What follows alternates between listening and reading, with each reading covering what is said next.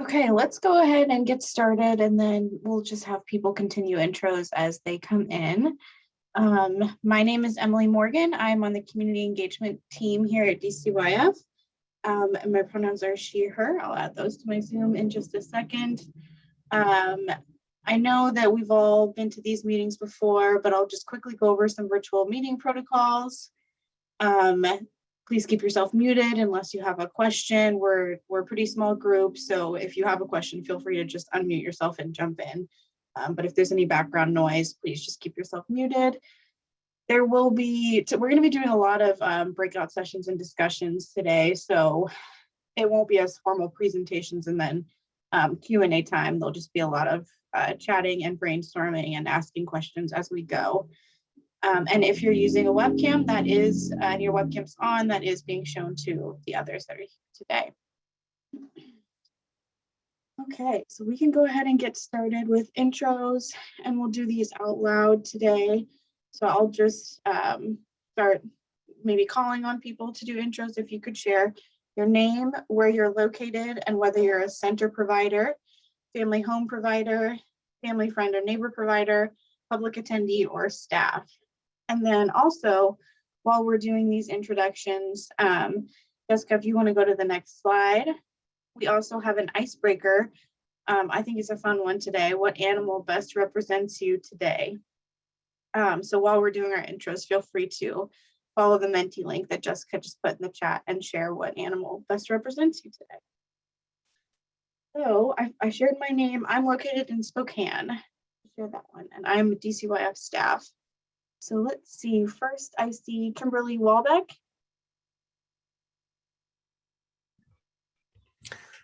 Hi, I'm Kim Walbeck, and I am a center provider in Bellingham, and an animal that best represents me today, probably a monkey, because I'm super easily distracted.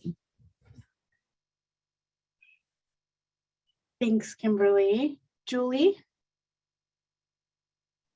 Hi, I'm Julie Schroth. I'm located on the Kitsap Peninsula, specifically Port Orchard. I own a center. I don't know. I was trying to think what animal just kind of keeps going, keeps at it through. I don't know. Can't think of one. I'm sorry.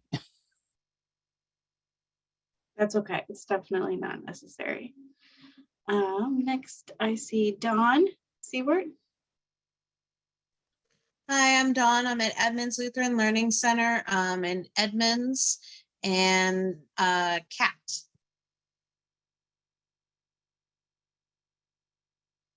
Thanks, Dawn. Jen T.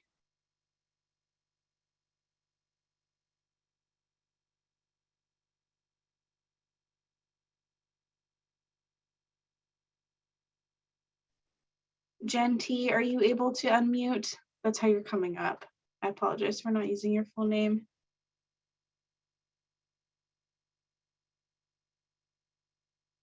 Okay, we'll come back to Jen.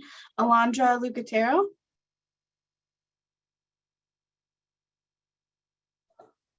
Hi, my name is Alondra Lucatero, and I'm a center provider in Yakima.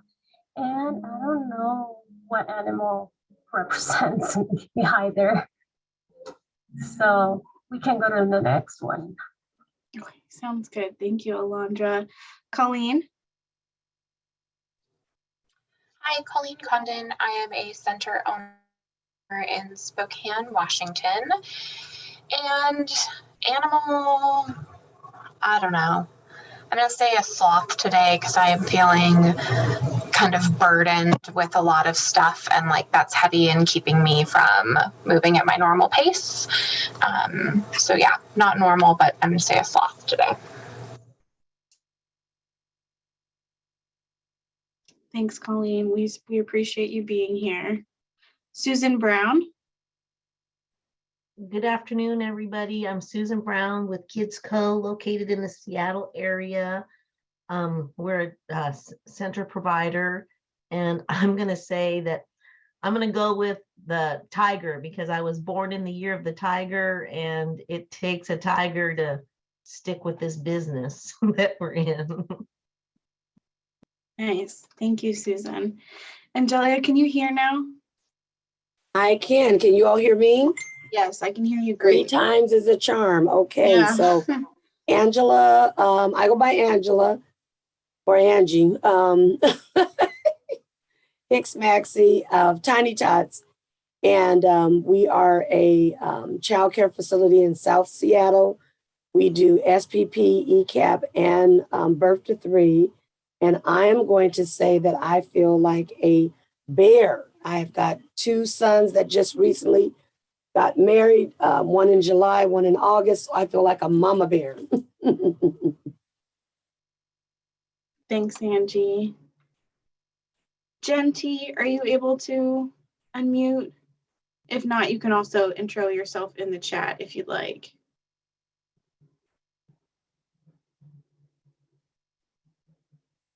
Okay, next I see Genevieve. Hey there, Genevieve Stokes. I use she, her pronouns. I am on the DCYF Government Affairs Division. I'm based out of Seattle, Washington on historic Duwamish land. And if I were an animal, it would be a Tasmanian devil, but like the cartoon kind, not the kind of sweet, cute. So it's just, I live in a tornado right now of work. So that would be my animal. Thanks. Thanks, Genevieve. Eric? Hi, my name is Eric LaFontaine. I use he, him pronouns. I am on coastal Salish lands, and I am part of the DCYF Community Engagement Team. And what animal, I didn't think I was actually going to have to answer this. So I would have to say that a monkey. I can be squirrely, but I can also settle down and get to work on when I need to. Thanks, Eric. Judy? Hi, I'm Judy Bonkelman. I'm with Child Care Licensing. She, her pronouns. I'm coming to you from Ellensburg, Washington today, and I would define myself as a grandma cat. You know, sweet when I want to be and not so sweet sometimes, and sometimes feisty and sometimes lazy. So I want to be a grandma cat. Thank you, Judy. Eliza? Good afternoon. My name is Eliza Yair. My pronouns are she, her, and they, them. I'm also with Child Care Licensing as the Quality Assurance and Continuous Quality Improvement Manager. And I thought we were supposed to enter our animals into Mentee, so I put it in, and that's why it says rabbit on the screen, because I feel like a rabbit. Soft and just wanting to snack on vegetables. Nice. Yeah, thanks, Eliza. Yeah, and either way, the Mentee, or if people would rather just hear out loud, that's fine too. Let's see, I think we had some people join. Dave, we're just doing introductions. If you want to share your name, where you're located, and whether you're a center provider, family home provider, FFN, public attendee, or staff. Cool. Dave Mayer with the Office of Catholic Schools, the Early Childhood Education Director, and I support the 56 early learning programs that we have throughout the Seattle Archdiocese Catholic schools. And I see the question, pick something that I'm a big fan right now of running on trails in the woods. So maybe a deer or something like that. We'll go with that for today. So nice to see everyone. Thank you. Nice to see you too, Dave. Did I miss anybody? Hi, I was able to unmute. So I'm Jennifer. I'm the director at Crayon College in Spokane. And animal, I don't know, that one's hard. Maybe like a dog or something, because yeah, you can be chill and then you could run in the woods. So we'll do that one. Great. Thank you so much, Jen. Okay, so I'm going to put the link to today's agenda in the chat. If you also should have received it to your email, and if you're not getting our emails, please drop your email in the chat, or you can direct message it to myself or Jessica, and we'll be sure to add you to the email list. But if you haven't seen it, I just put that link in the chat. And we're going to start with regulation of childcare providers. So one of the topics identified by providers at previous meetings that they wanted to cover at our remaining time was overregulation of childcare providers. So this is the time where we are going to do that. We have about an hour and a half set aside for this conversation. So we're going to start out as a large group and then send you guys into breakout groups and come back as a large group again, and then go back out into breakout groups before coming together. And that's to hopefully give providers a chance to brainstorm with each other, figure out what questions you have about this topic, if there are any, and then go ahead and start making some recommendations. And we do have Eliza and Judy here from the licensing division. So they will be hanging out in the main group or the main session while you all are in breakout groups. And then when we come back as a large group, you can ask any questions you have of them. If they know the answer, they'll answer. If not, we'll be sure to get it in the feedback loop and get it back to you guys. But before we go into, oh, and we also, if you look at the agenda, we don't have set aside time for a break today. So please, while you're in your breakout groups or at any time when you need to take a break to take care of yourself, please go ahead and do that. But before we go into breakout groups, does anybody have any questions about what we're doing or any questions of licensing before we start?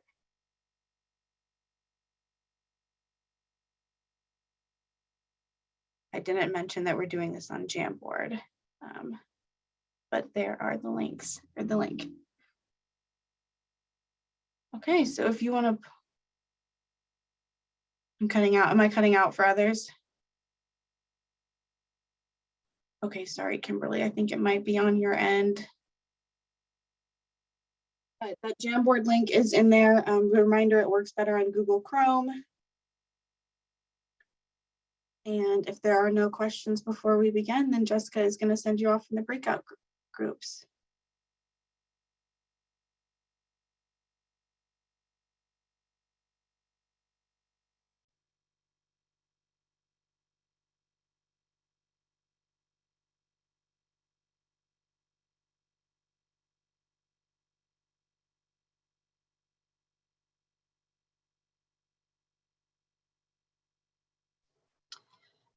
Just one thought as our group was ending, talking about timelines for things, as providers, we get announcements, the day of or the day before something changing. Also recently received email communications from DCYF backdating when CPR and first aid classes had to be returned to in-person and whatnot. So, I don't think that's an unreasonable timeline to set a date that is that. I mean, it should be that black and white that there's a date for those things, because as providers, we're told to do that stuff all the time. Like actually go back in time, and the person who went and did CPR first aid 3 weeks ago now has to repeat it and do it again differently because we didn't communicate in advance and give you the actual deadline with time to meet the deadline. Thanks, Colleen. I know the groups were a little, one of the groups was kind of ready to move on to the next thing, and then there was a little more conversation happening in the other group. So before, so I guess I'll ask the group that I was just with, do you guys feel like after we review what has been discussed and ask any questions you have of Judy and Eliza, do you feel like you want to go back into those groups and keep discussing overregulation? Or do you feel like you want to move on to the childcare provider rights and responsibilities? Move on. Move on. Okay, I was going to say I was hearing a lot of overlap, I think, from some other things that have been discussed. So I definitely don't want you guys to feel like we're wasting your time. Jessica, could you bring up the Jamboard and we'll just go through some of this feedback and see what questions come up that you guys need answered from DCYF or like the licensing division.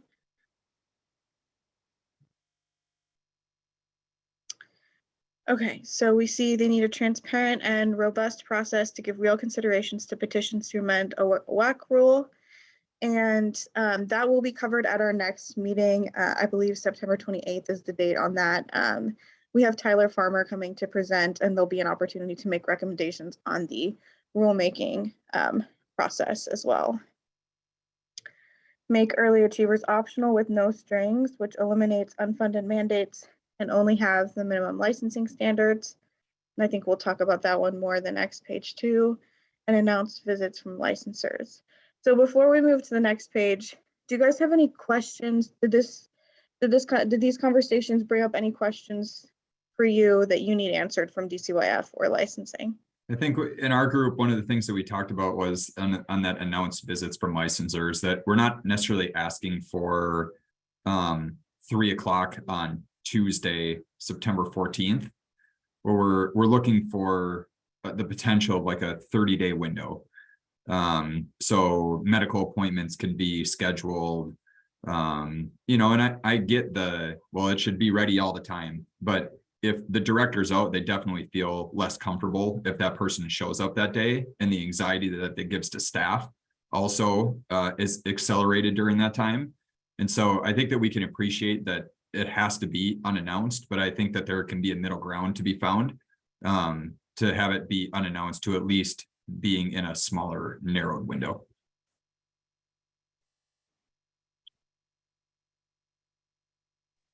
I think they could also handle this somewhat like the food program handles it, where you are, when you're initially licensed and you first enter into the programming, you do have more frequent unannounced visits to make sure that things are getting set up correctly. But then when you have been operating for a certain period of time and you've been meeting the licensing standards and not having any major issues, there is less need to have those visits be as frequent. And so those could get to a point that it's, I believe with the food program, it's once every 3 years that you have to have an unannounced audit. And even that's not super unannounced. Like you are a lot of times know the week that they're coming. And then when they come and you say, hey, I actually am leaving to take my kid to the dentist right now and no one else can help you, I'll see you again tomorrow at 9 a.m. They do that. They just come back the next day at 9 a.m. and go about it that way. But licensors historically are not willing to do those kinds of things or feel the need to complete whatever they can in your absence. But I'm sorry, my staff actually don't have the time and capacity to help a licensor when they show up. They're what is the quality for the kids in our program, and they don't need to be distracted with a licensor's presence and questions. Yeah, I would actually love to hear the licensing viewpoint on this, what it would, if there's a counterpoint, and also what it would take to change that rule.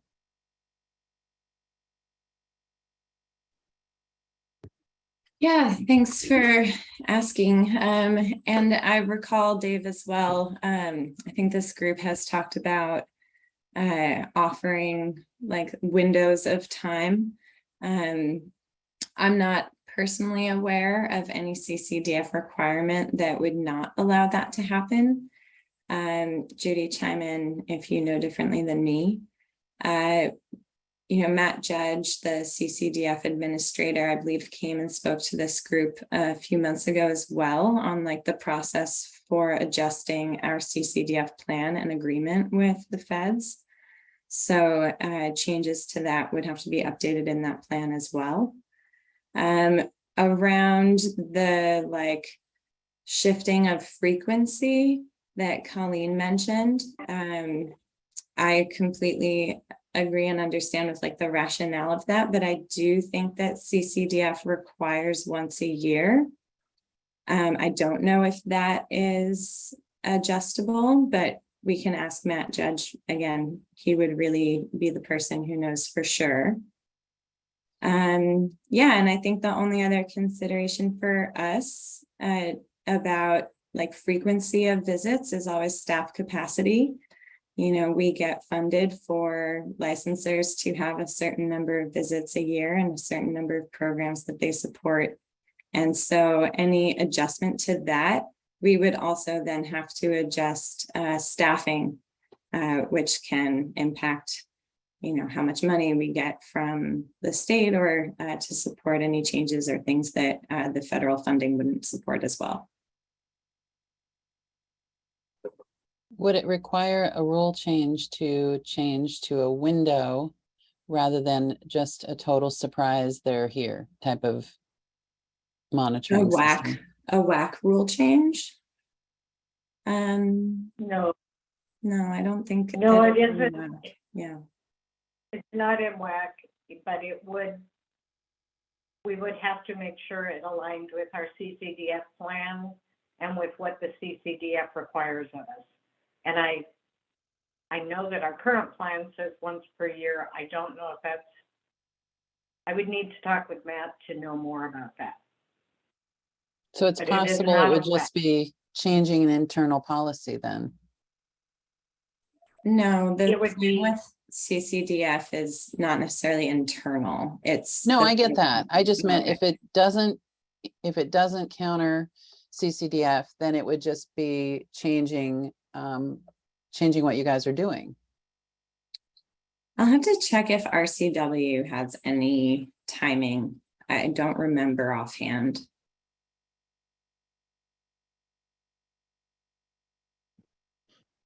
And I see Colleen's comment in the chat, once per year, but not every year needs to be unannounced. So we will get those questions to Matt Judge and get an answer back to you guys on that for sure, about what it would take to, if it's allowed within CCDF rules to have a window and regarding the frequency. So we will look into that. Right. Early Achievers was able to be considered unannounced, and we still had a window. Same with food program. It's unannounced within a window.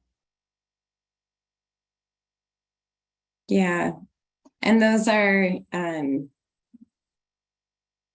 based on different rules and things that we have to hold up, right? Right. No, I'm just saying, I think unannounced can be defined differently. Mm. Oh, that's interesting. Yeah. I mean, because unannounced in a window is different than scheduled, right? Yeah. I think you're right. I mean, as we learned in other meetings with regard to CCDF, there's a lot that's subject to interpretation by DCYF staff that is not actually explicitly determined in the CDC, whatever that thing is, the rules. And I'm wondering if this is one of those things.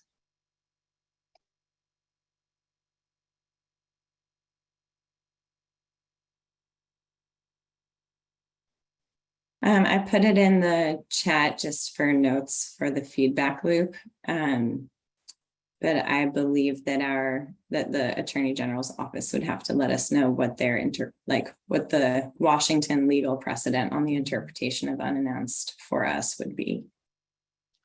Yeah, and with a licensing visit, like there's a lot of components to that.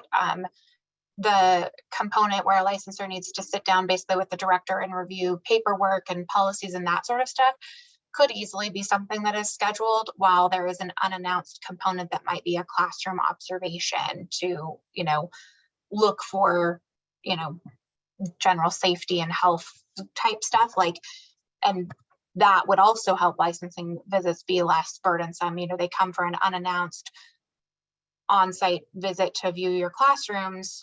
That's one thing. And then at that point in time, schedule with you a time to sit down and review paperwork and do those things. And I'm a human being. There's going to be a piece of paper out of order at any given time. There's going to be somebody who did their CPR first aid and I didn't take a photocopy of it. There is no harm to the children where I know a week from now my licensor's coming back to check it and I get that piece of paperwork from the teacher. Why do you have to reprimand me for forgetting a piece of paper and having it there? Also, merit, you have to put the stuff in merit anyways. Why can't it be valid and verified and transferable in merit, just like your PBC is? If everybody just uploaded the documents to merit and licensors could see it there, then you don't have to take up my time and capacity to be looking at those kinds of things. They could just actually be in the system already, and could be the responsibility of the individual to put in, and the responsibility of a licensor to verify that that is a valid CPR first aid card, that that is a valid immunization record, whatever they are. It also could be someone else's job and not mine to validate those things. Can recommendations that specific please be captured as well? Because that's really quite helpful to me in understanding, sort of exactly what we would need to look at changing. And I know we also had a lot of conversations about merits functionality and the systems crossing over, and I really look forward to those recommendations coming true as well. Can I just ask a clarifying question, Colleen? Have you been asked to verify that a CPR card is valid? Like that kind of, is that what you're saying?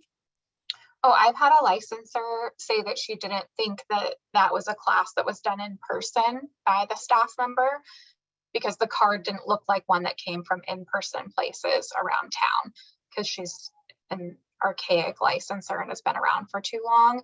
And I am not talking about anybody who's on this meeting right now, but she just didn't believe that that person had done it in person because it didn't look like the in-person cards that she's used to, and wanted to somehow validate that that person had actually attended a class in person. That's so interesting. I don't give them a second glance. I take it as they attended and I just put it in. It's not my job to validate that stuff. Wow. Yep. Yeah. Thanks. It's on the licensor.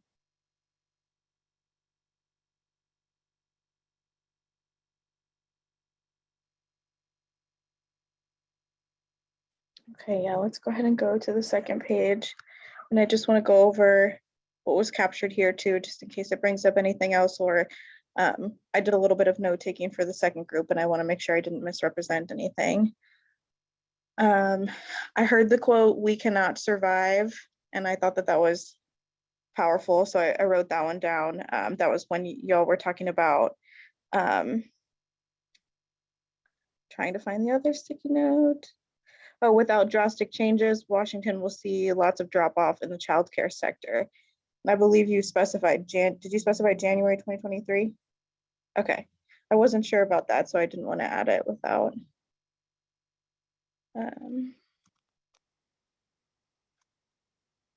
Okay, and then I see recommend that the legislator take the list into consideration. Whoever said that, are you talking about the recommendations, the list of recommendations that this group will make?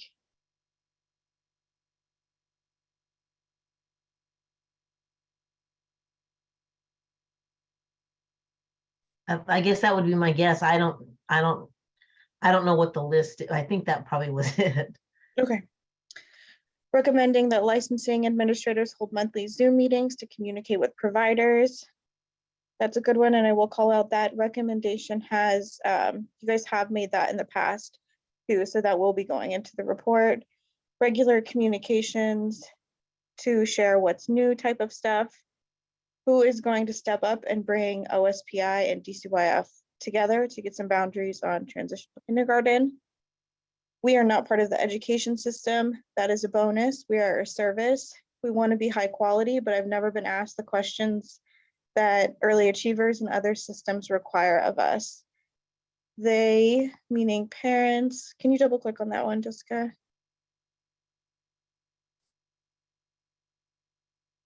Want to know that their kids are loved, cared for, and treated with compassion, and that's not in early achievers requirements at all. Thank you. Families can't flex pay to the setups required by Working Connections childcare. Repeal WACs back to minimum licensing standards. Add those repealed WACs to early achievers, which should be optional by December 31, 2022. We have no more time. Transitional kindergarten was introduced without appropriate discussion. Now it consumes every conversation because of all the problems it's created. Working Connections childcare should be covering more children if DCOF made the regulations the minimum licensing standards, repealing WACs back to minimum. Many more providers will be able to take part of WCCC. Childcare is a business and we have to make a profit to keep our doors open. We don't have school age services anymore because it costs more to provide the services needed than I'm able to charge families. Early achievers regulations make it difficult for providers to participate because they only get those rates for subsidy children, which may only be 10 to 15% of their children. better attitudes from licensors, consistent communication to be able to work as a team and make improvements in how we operate our learning facilities. Okay, are there any clarifications or questions that brings up, that any of those comments bring up? I have a question for Judy, if you don't mind. Because I know she's been with licensing for a long time and knows a lot. So I'm wondering if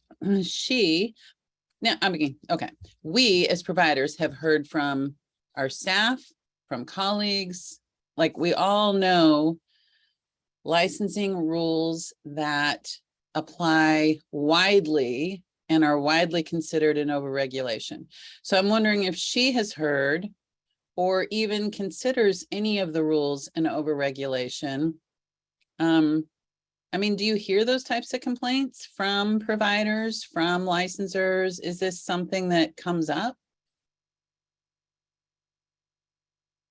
I wouldn't say that I hear it called overregulation, except what I will say, Julie, that does happen is because of the way this WAC is written, sometimes there will be more than one duty. There will be a duty in subsection A and a different duty in subsection B, let's say. And a licensor might see that B is out of compliance, and so without thinking the duty through, they may also think A is out of compliance too, and that isn't necessarily so. And I can give you a very specific example, and it had to do with hand washing.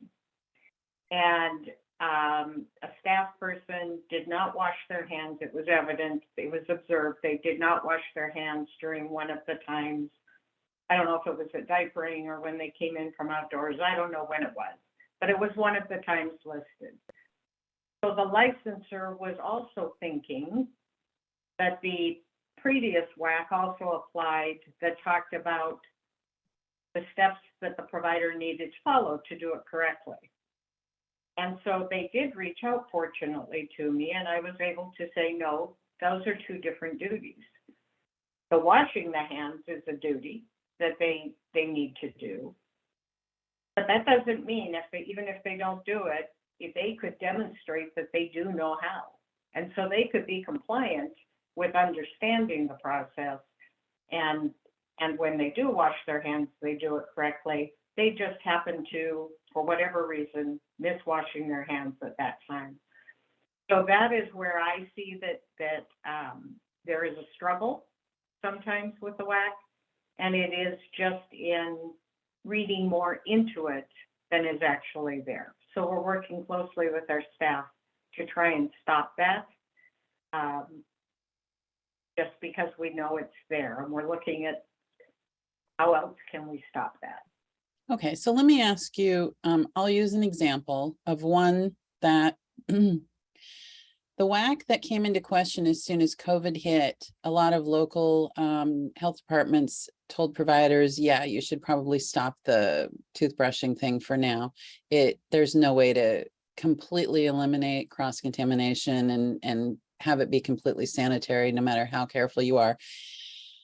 So a lot of providers have not resumed. I have not resumed toothbrushing. And I've heard from a lot of providers that have chosen a way around it by putting language in their paperwork so that parents are opting out. And I feel like if parents are opting out, then the provider has determined that it's not something that they see as sanitary or necessary, or the provider obligation that should be fulfilled there. And so as an example, that feels like something that should not be a WAC to many providers. Even if you have a provider that says, yeah, we can do that. We can do the toothbrushing. If you ask them about it, further questions, they'll say, yeah, we probably shouldn't be required. It's easier to do toothbrushing one-on-one parent-child than it is to do no matter how you do it. And storing them, having two kids in the bathroom and what they will touch with their toothbrush, it's a constant. Yeah, so I guess I would love to hear whether that might fit under something that you guys see as could be and overregulation? I can't comment for the entire department. I can tell you that one of the clarifications I have provided to staff is that if you read that WAC carefully, it says toothbrushing activity. And we have clarified for staff that that could include reading a book about it, telling a story about it, having a set of teeth that you show them how it's done. We have tried to find ways that makes it something that is doable for providers without having to worry about cross-contamination or lining up 20 little bodies in a row and having them individually go in. It is one that does come up. Absolutely, it does come up, and it is on a list that we will review. We review at least every 2 years. We try to review annually when we see problematic WAC to try and figure out whether or not this needs changing or clarifying or removing whatever it may need. So,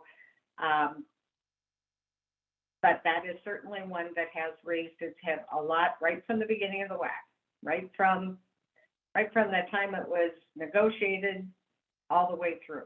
It has continued to be a concern. Yeah, I would, and I appreciate the answer. I feel like anything that has an out should be considered. Why does it need an out? And there are other things like writing the child's name on a daily basis. I think most people would say is actually more important than making sure they're brushing their teeth at childcare. There's a lot of things that are not mandated that people would argue are should be happening versus what they've required. So, but yeah, things that require an out for a provider, I think should be looked at. And I know that WCCA filed a petition to have that one amended, and it was denied. And it's just, for me, an example of something that should be eliminated. So I always wonder why there's not real consideration to amendment to WAC. So, or it doesn't feel like there's real consideration. I think another one on the same boat is the requiring a fruit or vegetable for snack. We already have somebody that regulates that. So why are we also now in the WAC required to do a fruit or a vegetable for snack? I feel like it's just an overreach. They're not giving us funding for it. I can tell you that one of the things that was attempted in this rule, and I'm not saying it's perfect, but when part of the snack is that you have to follow USDA. And if there were a particular piece of that for whatever reason was felt to be really important to a provider that might not be on the USDA program, that we put that in. And we did the same with fire code, and we did the same with other, and we obviously didn't catch them all. I'm not saying it was right or wrong. I'm just saying I know that's where that logic came from. And those are the kinds of things that certainly make the list and propose it to us, or put it in your recommendation so that we can really look hard at them. We are constantly trying to look at the WAC to see what needs to be tweaked, what needs to be amended, and it doesn't happen often. Changing WAC is not an easy process. It takes time, but we are trying to be very responsive to that. I can't always explain why something does or doesn't happen. I can only tell you that we do take it under advisement and look hard at it. If you are saying that there's a process and you guys are actually continually examining if something should be amended, I think providers should be part of that discussion. And I think that should come to the Provider Supports Committee. It's an important topic.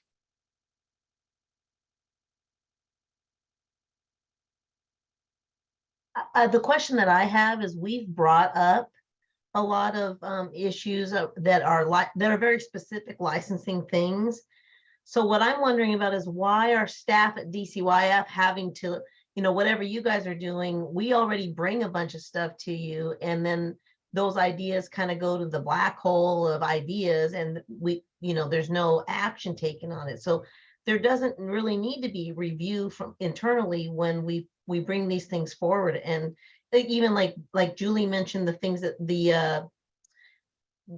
the petition to try to change rules or whatever, when a parent, it appears as though when a parent brings a petition to the state, it gets addressed and action is actually taken that in some cases are unfunded mandates for childcare. But when we do it, it seems to always be no or nothing. And so that's a frustration that I have, that we are the people who have to live by the rules that someone else establishes. And then when we bring forward what changes need to happen and nothing happens, that's the part I don't understand. And so can we get an explanation for why that is the case, that we literally bring really good recommendations forward and rarely, if ever, are they implemented? I'm hoping that Tyler can give you a better explanation than I can. For that, I can tell you that your petition, as it was written, and I think there was more than one, was looked at hard, but Tyler would have a better response for you from the standpoint of why, I believe. So I guess I'm trying to find out for this process, because that's a lot of work on our part. If you're asking us to look at every instance where we think something should be changed and to submit that to you all, and you all are going to say yes or no. I'm going to give you an example. WAC 100-300-0260 was one that recently got us into some hot water because we have a brand new smart building and our utility sink did not have a vented area to the outdoors because the whole building is a smart ventilated building. But like you said, Judy, my licensor at the time he was so strict on that wording, he had me build a closet to put the utility sink into the closet. After I had told him the building was a smart building, gave him the codes, it ventilates itself. After he reviewed that and came out and saw the building, then he said, oh yes, you didn't need to build the closet. But that was like, $2,000 later after I had built this closet. And then he says, well, now because you built the closet and the building is a smart building, I need you to cut a hole in the closet. So then I had to go cut a hole in the closet that I spent $2,000 to build because that's what I was told to do. And if you read this, I kept saying to him, well, it says mechanical ventilation. What does that spell out to me? What is mechanical ventilation? Is that a little thing that whips it up? What do you mean? And he said, I can't tell you mechanical ventilation. I can't give you a definition for that. So if you guys can't give us a definition for what is in the rule, that makes it real hard too. So I ended up spending over $2,000 for something that was never needed. And I don't get that reimbursed. I don't get it reimbursed. No, and I do want to remind you, because this is an important piece and it actually goes into part of the next section, is that you always have the right to dispute a finding on an inspection report. And if somebody is telling you to do something that you believe that's a prime example, Angie, a prime example. You knew that your building was built, and so it already met that WAC, even though it didn't look like anybody else's might. So if he cited it, you have the right to dispute that. Along with that And then dispute, if but see, I was trying to get my building open. Oh, Brand new. was And so, you fighting them, you're trying to get it open, you want to appease so I'm just saying, I appreciate hearing this now. And I almost feel like it would be a worthwhile thing for all of us, because easy breezy for us. We can go through all of these and tell you straight off the bat, this doesn't make sense, this one doesn't, this one, that. But if we did that, which would be a labor, but we would do it. Would somebody deal with that? Because we should not be able to have WAC 100 300-0260 in there if DCYF can't tell me what a mechanical ventilation is. If you can't say, yes, and here's the example of those, then to me, it shouldn't be written in there. So it's got to be one or the other. We either got to, here's the rules that we play by, but then yes, if this is the rule, then you all have to be able to say, and here's your example of said mechanical ventilation. Here's the 6 ones that meet the mark. But if you guys want to say, I don't want to get into that because now I'm going to get sued, so I don't want to tell you which 6. Well, then you leave us out there to our own interpretation, and that gets dicey. But I do agree with you. I know that I can fight it. And I fought it all while I was building the closet, which is why he ended up saying, well, yeah, you don't. But I would prefer us to do it ahead of schedule. I would prefer us to look at these and really let's knock them out. The ones that don't make any sense. And my only comment back to that is that I bet not one of your programs looks like the other. Does not, because I asked him about my other utility room and he goes, well, I'm not your licensor at that one. That's why you haven't had to do it before. I was like, nobody has ever in the life of 20 years of Tiny Tots come and said, where is this utility room? I have never even had this one come up. And he goes, that's because I'm not your licensor there. Well, that's not a good answer. That's because I'm not your good licensor. That's not a good answer. So, I hear you.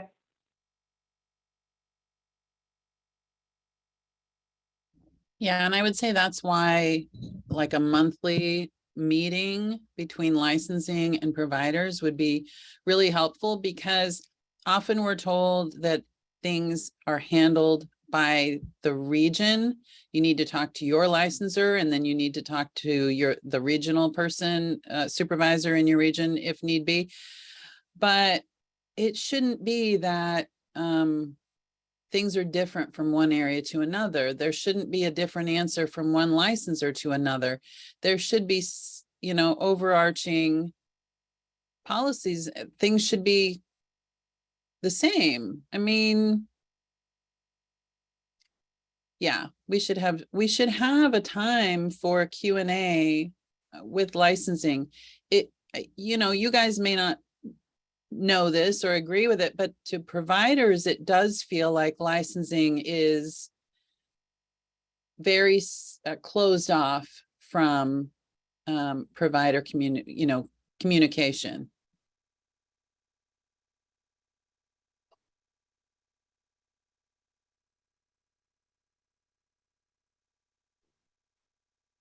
Which is why I appreciate Judy's here today. Yeah, we really appreciate you being here today, Judy. And I just want to say again that recommendation is going to make it is something that you guys have recommended, so that will be in the report as well to have. I believe the recommendation was quarterly, not monthly, but either way, you will definitely have a chance to review that again. Before we move on to talking about a childcare provider rights and responsibilities document, I just want to see if there are any final questions for Eliza or Judy or Eliza, if you have any questions for providers before we switch topics.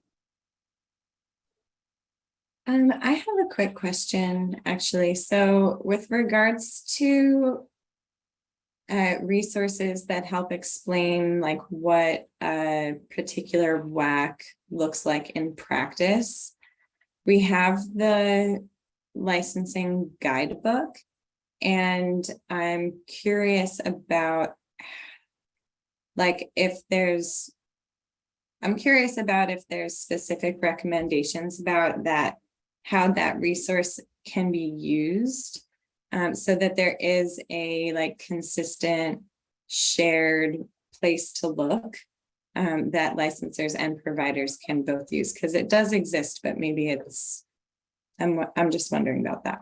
That's my question. I think the bigger issue here isn't the guidebook, because at the end of the day, the WACs are what dictate, and the interpretation of those WACs from the licensors is also what dictates. And yes, we have the opportunity and the right to, you know, appeal and all those kinds of things, but you have to choose your battles, and some of the battles are easier won just by acquiescing to things that we think are ridiculous because they're, you know, the cost isn't that great compared to all the other things you have to do. And I think the real issue here is to actually respect our feedback enough to actually take a hard look at the WACs as they are and fix them.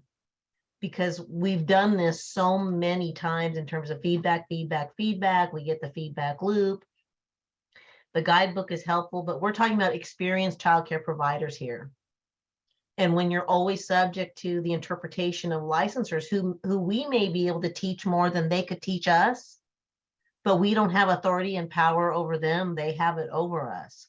And so the power dynamic and the experience dynamic are out of balance.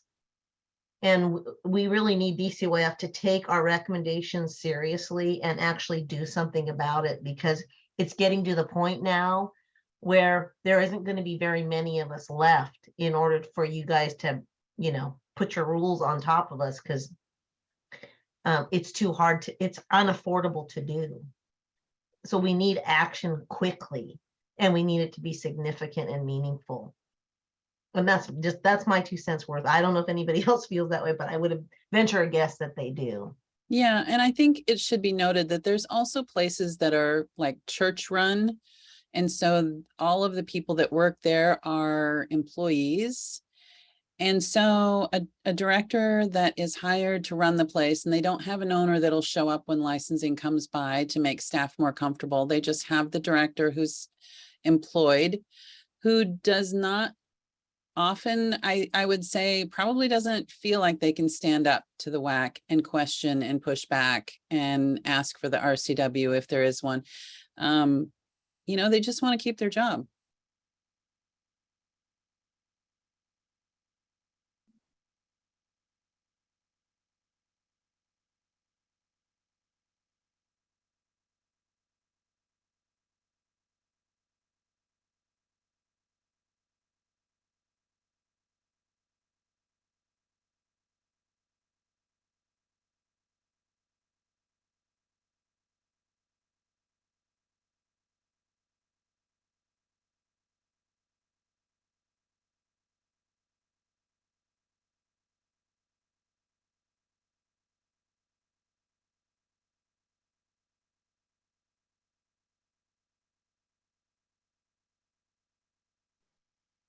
Is there any other feedback for Eliza on the guidebook?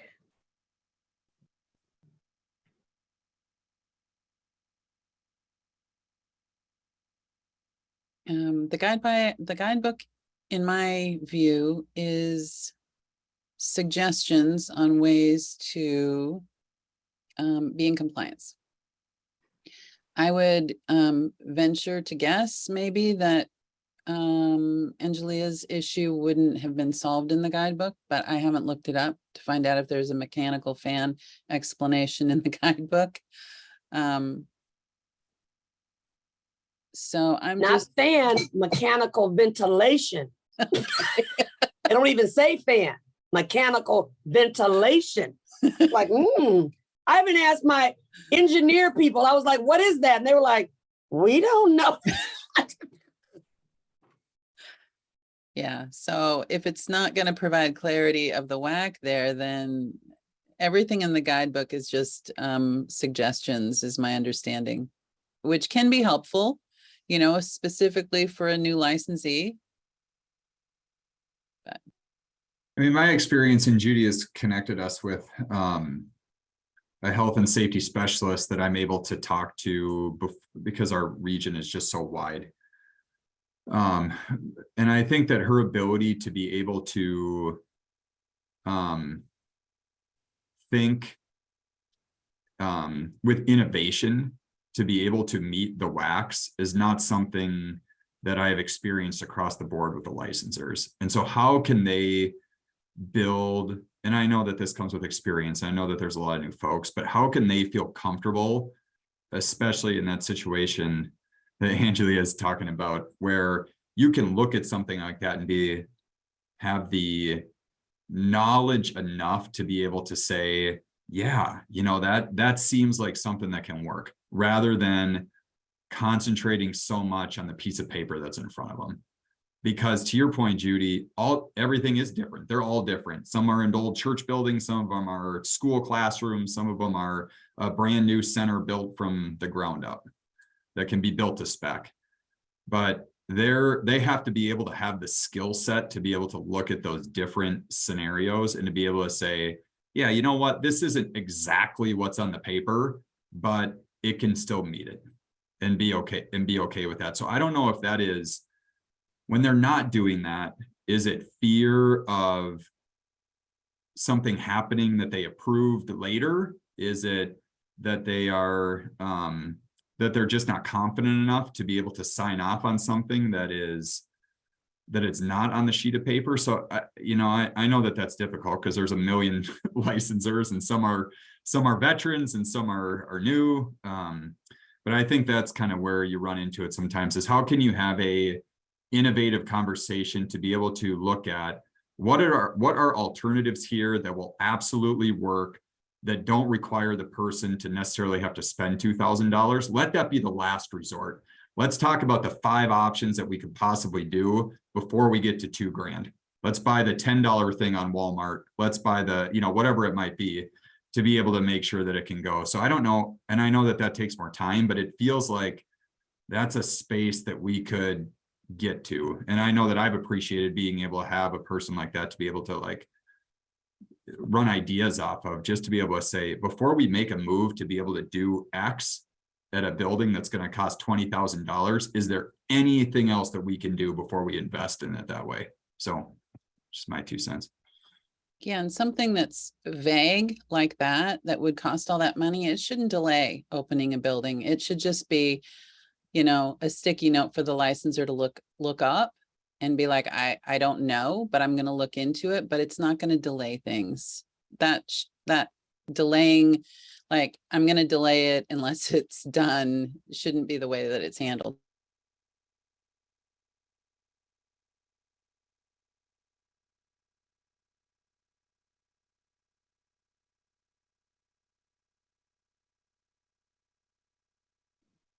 Well, I'm just going to add, and it shouldn't be that all roads have to lead to Judy to get that creative answer.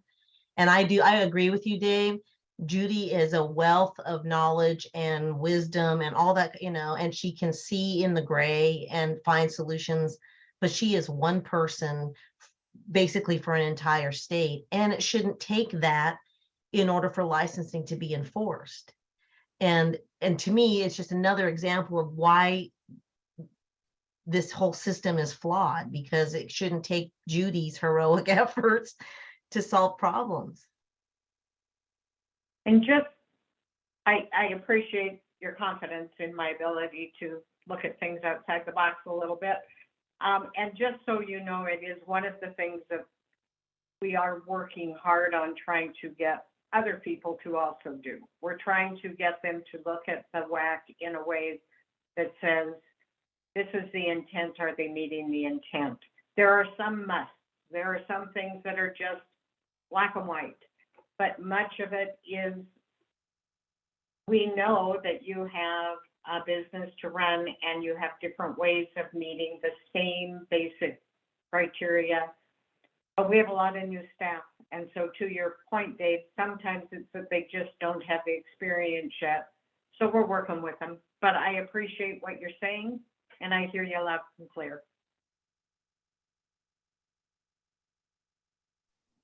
I think one of the systems, and I don't know if we've addressed this in the FSFK recommendations, but one of the systems that needs to be repaired is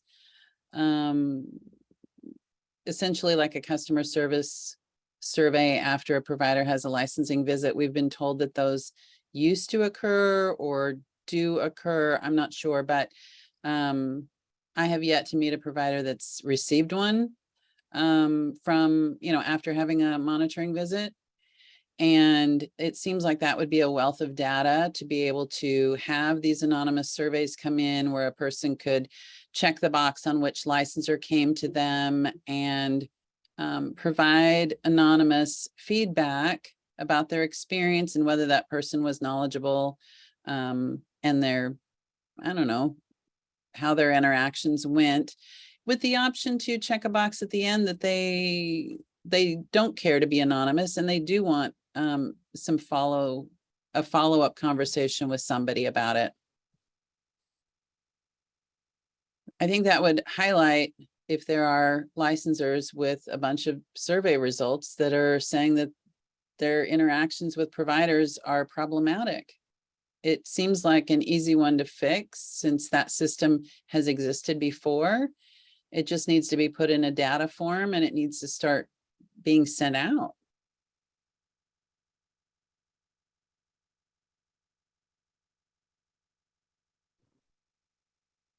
Yeah, Julie, that recommendation was on the survey for final recommendations and was supported. So will also be on the list. Can I ask, what is the process, the decision-making process for what actually makes it into the recommendation? Yeah, so for the recommendations developed so far, we sent out a survey a couple weeks ago.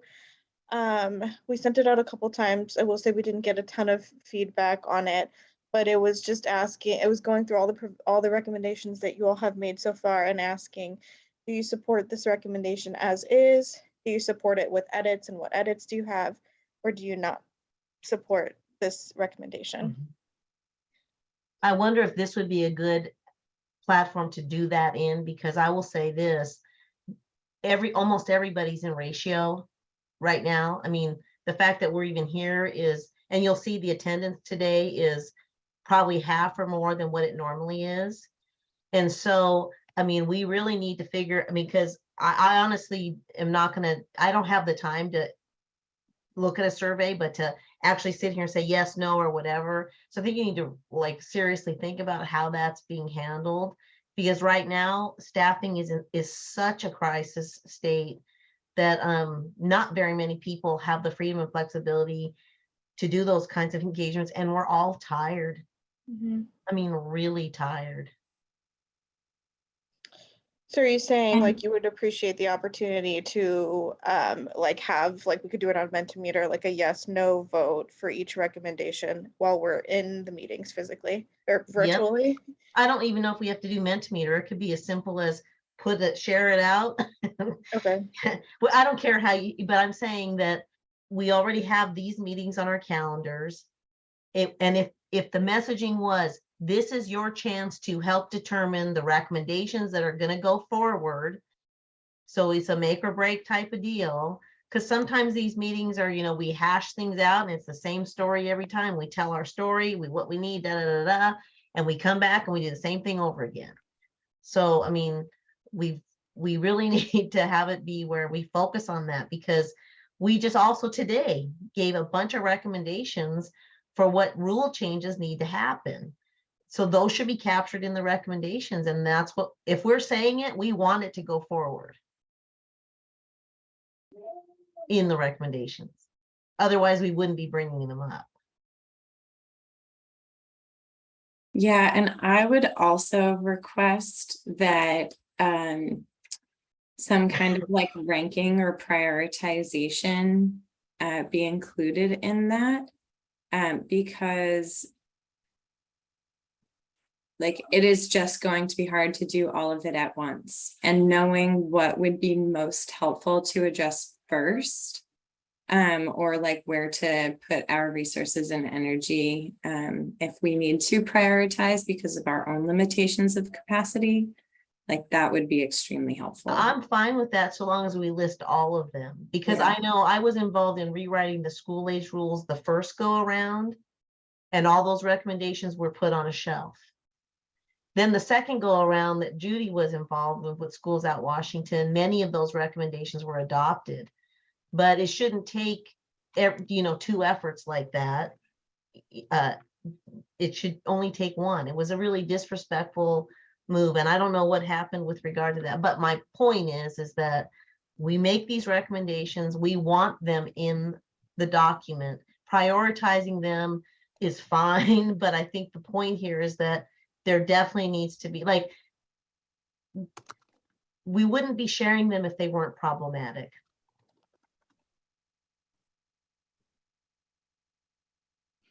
Thanks, Susan. And I see Kimberly's question in the chat. I wonder how the survey was presented.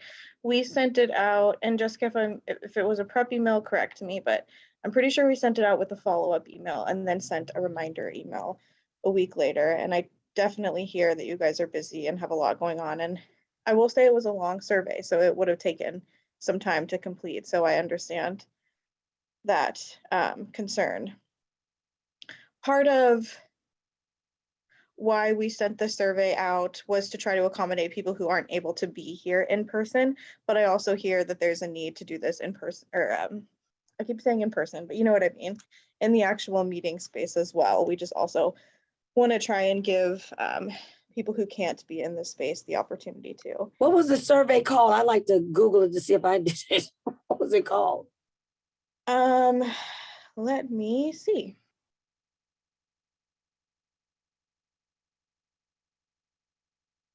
I will pull up the email. Unless, Jessica, you can beat me to it. And then what platform was it sent from? What distribution list did it use? We use the distribution list that we use to send out these emails. So if you get the prep and follow-up emails for these meetings, you should have received the survey. Cool.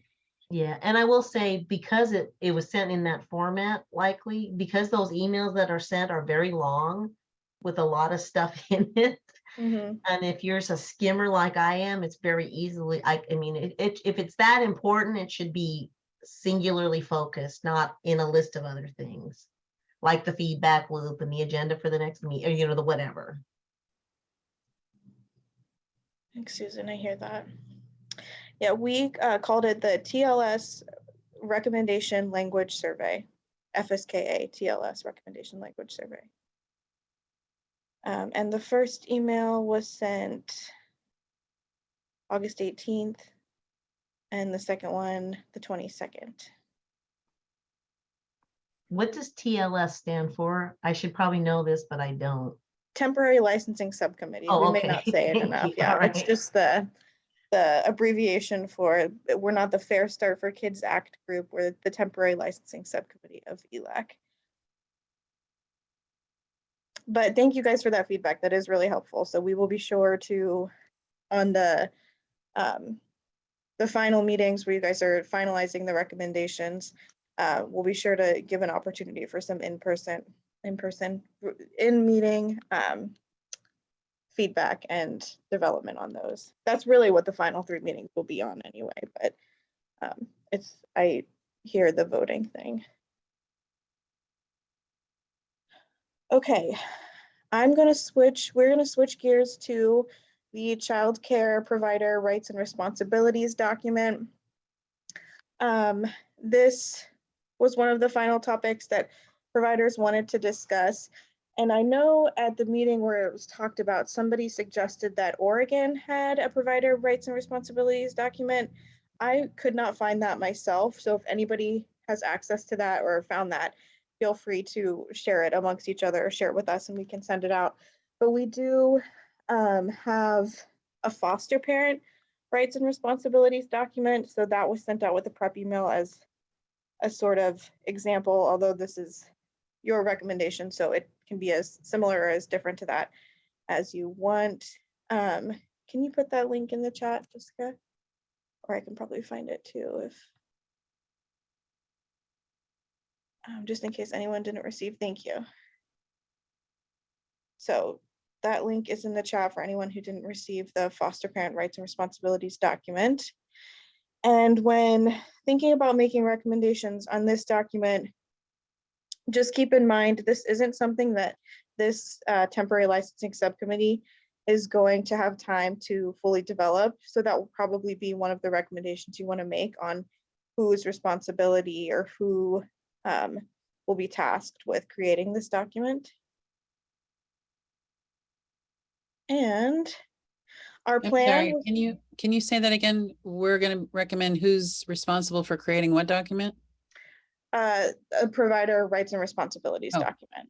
I just want to Gotcha. clarify that it's not something that this group is going to have time to fully develop or Right. flush out what should be I would, included. yeah, I think that should go to the Provider Supports Committee. When I push on that link, I get the foster parents' rights and responsibilities. Yes, that is what it is. I couldn't find an example of another state that did a childcare provider rights and responsibilities document. So this was kind of I gotcha. trying to clarify what it could look like. Sorry Yeah, about that. I great. missed that. It's great to have an example. I hadn't seen this before. Did DCYF create this in partnership with foster parents, or does anyone know how this was created? Deanna would know that for sure, and she is out sick today. I believe that it was created between DCYF and the foster parent. I'm blanking on what the group was called. I was just looking to hear that it was a collaboration. I think that's great. Yes, it was a collaboration. And it's something I believe that happens ongoing every couple of years, that they try and meet with foster parents to do this work. That's great. But that's a good question, and I will Yeah, get I was clarity a on that. foster parent for a while, and that's a good thing that you brought up, because I actually forgot about that. There's a real strong collaboration. They actually have or they did back in the day, joint retreats where foster parents and DCYF would come together and work on things. So when I was in foster care, I remember that now. Their voices were very much heard. Good, I'm glad to hear that that was the experience. So our plan for this one was also to split you guys into breakout groups and have you make recommendations via the Jamboard. Does anybody have any questions before we begin? Or Judy or Eliza, do you have anything you'd like to preface this conversation with? I only want to say that this concept excites me. We have generally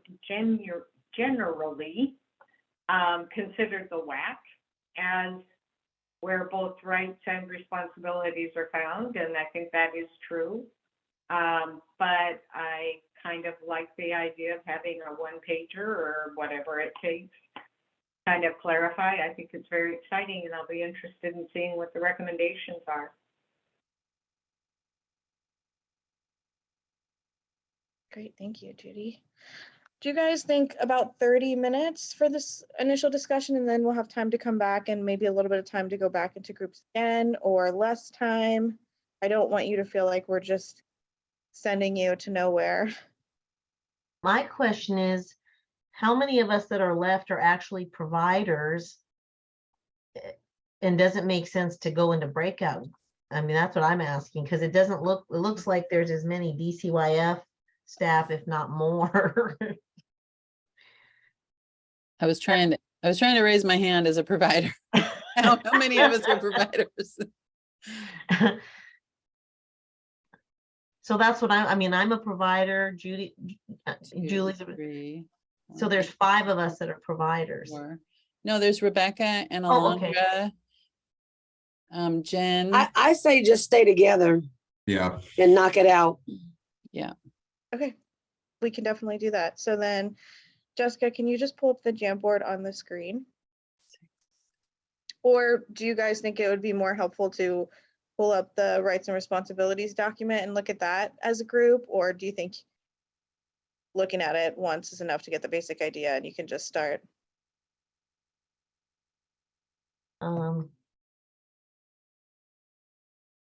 It's kind of different because foster parents have, I don't know, providers, we have the right to not be bugged. I don't know. I don't know.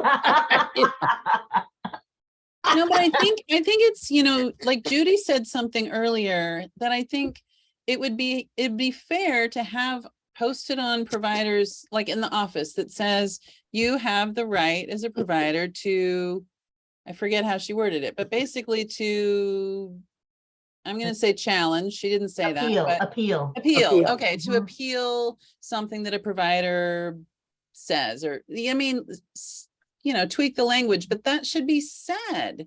People Uh-huh. don't know that. I didn't know that until. Well, probably the I last think 5 he years. did tell me that, but I think he also told me that you have the right to have, Judy, correct me, but you have the right to have exceptions written. I mean, you have to post them. Like if you have an exception to whatever is in your center that you had an exception for, you have to post all these exceptions. But he was like, you have the right to have some exceptions. And I didn't know that. You have the right to request a waiver of area. That's what it was, a waiver. You have to post. I didn't know that. I didn't know. I was like, he was like, oh yeah, so you could just request waivers for a bunch of stuff. You have to post them that you have a waiver for waiver. But I didn't know that. I was like, really? So no, that would be good to know. Yeah.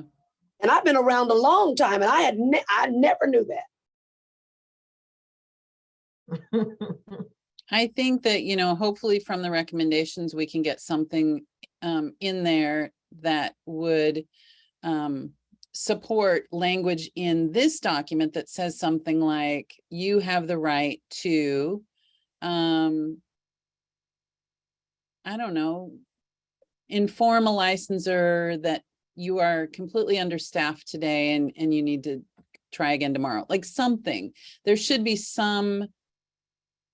I mean, if you're just having a day, like, and you're like the cook, because like right now I have no cook. So yeah, I know it, right. If I have somebody call out, that's where I will be, is the cook, and they go to, so I can't follow a licensor around, and I'm not comfortable having somebody go around classroom to classroom talking with my staff if I'm not there. Like I can answer all their questions, show them where the medicine is. I can show them where the first aid box is. I don't want them pulling the teacher's attention away, asking those questions. But if I'm the cook, I can't. So there should be. What you're asking for, Julie, is where's the empathy for that day? Today is a bad day.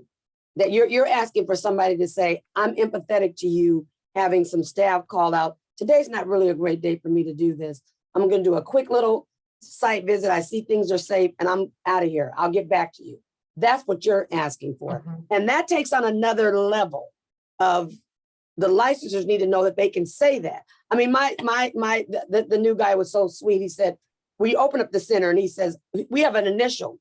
And he said, I wanted to come at your open house, but I know you didn't want to see me. He said, because you thought I'd be. And I felt so bad for him because I was like, no, you could have came.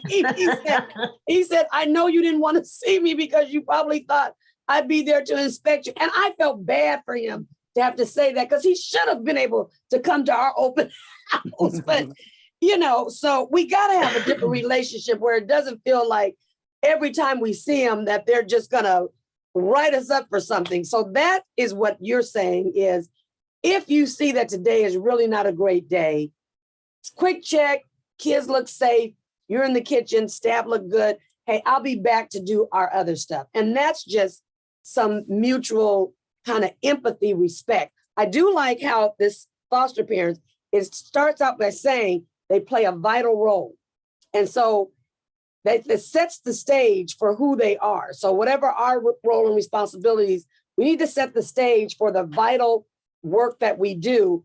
And then in general, there's some whacks that break out who the foster parent is. Then they start going into their agreement. So if we mirrored it after that, that would set the stage for who we are. And I think that's all any of us after COVID are really trying to say is we need a little bit of pat on the back that, we're vital. Right. So I know they said this group isn't going to develop this. What is the question for today about it, though? If we're not developing it today, what? Are you asking me, Julie? Yeah, whoever's not on break at the moment. So we're just looking for additional feedback to add to the recommendation. So just following up to see if there's any lingering questions or yeah, anything that any speaker can come speak on to answer any questions that there might still be. Yeah, it would be great if when this list is developed, if we write it in such a way that says things that we want it to say without knowing, even if we are not sure if it's in compliance with the WAC, and then we could have a discussion about how can we keep this statement in a way that is in compliance. You know, because mine is, you can't regulate empathy, right? But you could word it in such a way and then say, how can we make sure that this happens? How can we give providers the ability to feel that they can confidently say, I cannot do this.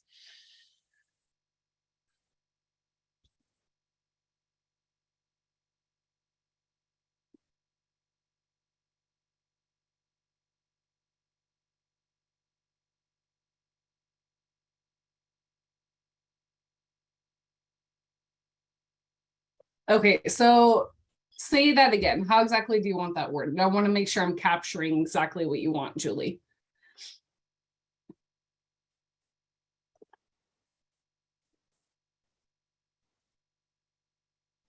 Well, are you trying to say that providers should have the option to say, today is not a good day?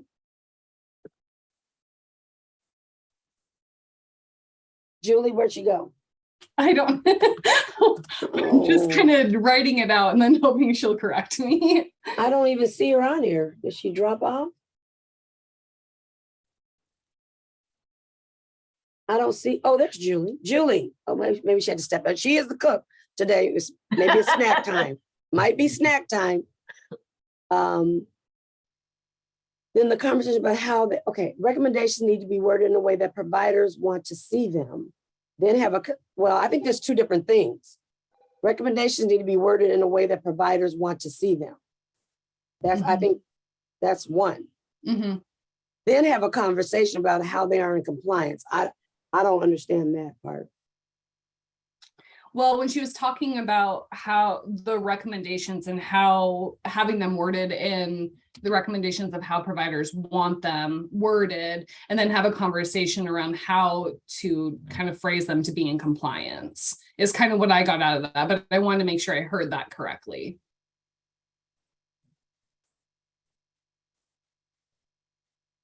I'm sorry. I heard my name down the hall. I had already ran off That's to go okay. get some water.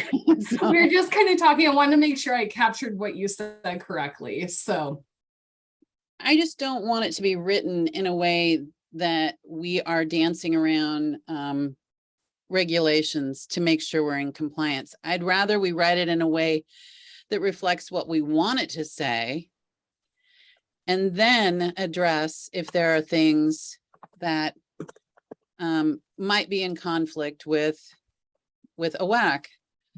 I think it should be written from what we want, and then work on collaboration after. Does that make sense to anyone else?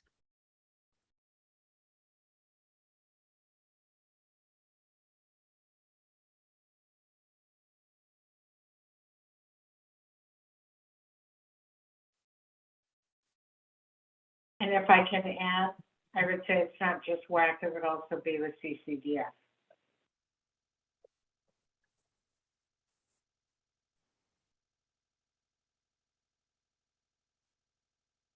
What I'm wondering about is maybe this is really more about a provider's bill of rights, not the right. We know what our responsibilities are, but we don't know what our rights are. Isn't that what we're talking about? Yeah, but I mean, like, what I'm concerned about is the responsibilities part. Right. It's always on you. It's always on us or whatever. And so I'm concerned about the language of calling it rights and responsibilities. I think it should be provider bill of rights. Okay. Yeah, and that's what it just hit me, like something's not right about this. So that's what I no, you're right. That sounds better.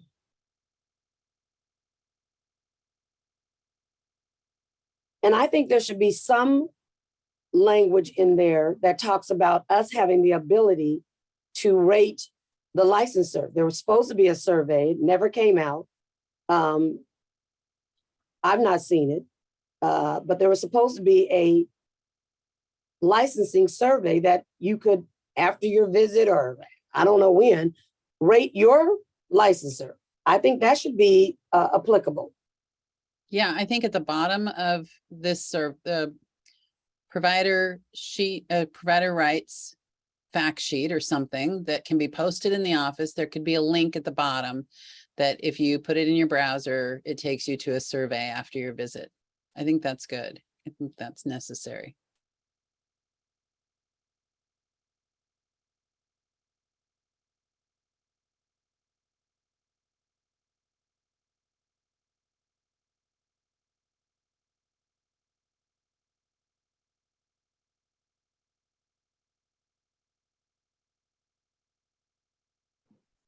Sorry, I'm just going back and forth between the Jamboard and here.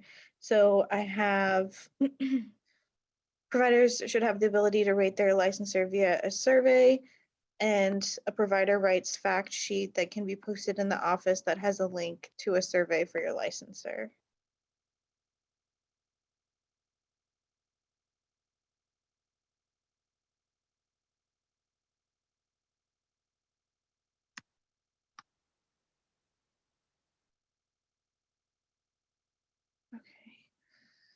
And I also added in there that this document should be developed by the provider support subcommittee. I heard that comment from Julie.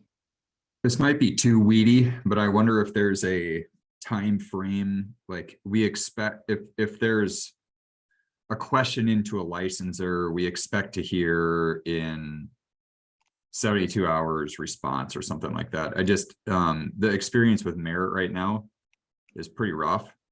We have some questions out that are over 20 days and they don't have any, I know this is not Merit here, but they don't have anything other than fact that you're just in a queue and it doesn't give you any indication of when you might hear back.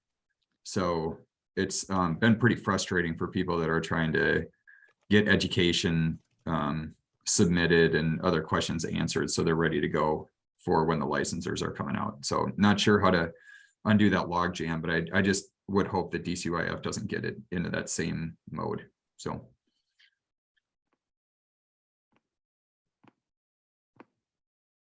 Thank you, Dave.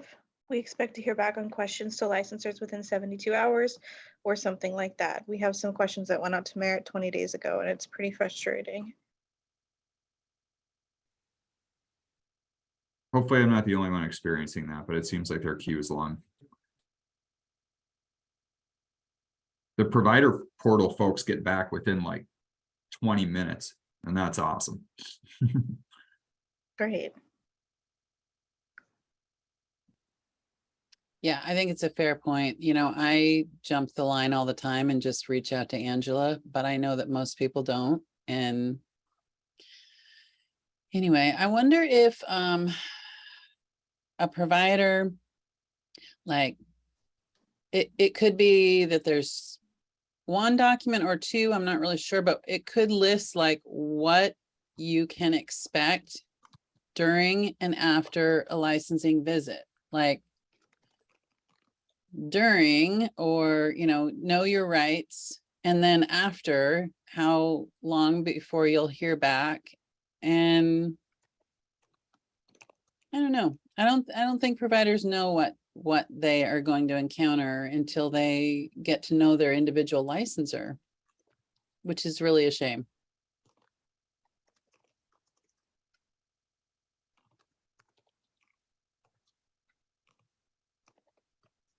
Thanks, Julie. I just got that note in there.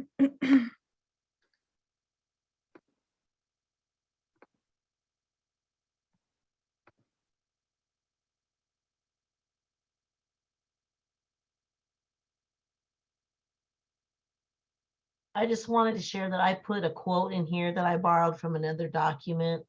But if we get a chance to read it, it's just a reminder of how wonderful all of you providers are and the important and significant role we play in everything. Yeah, Susan, why don't you read it for us? Oh, okay. What I don't know how to do is how do I can't see it all now. If you double click on it, you should be able to see the whole thing. Oh, If you okay. can, I can read it for you. But Okay, why don't you read it? okay.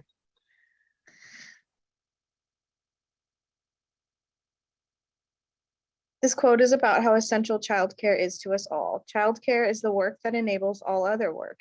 Just as physical infrastructure such as roads and bridges allows workers to reach their workplaces, childcare allows parents to work while their children enjoy the myriad benefits that come from high quality care.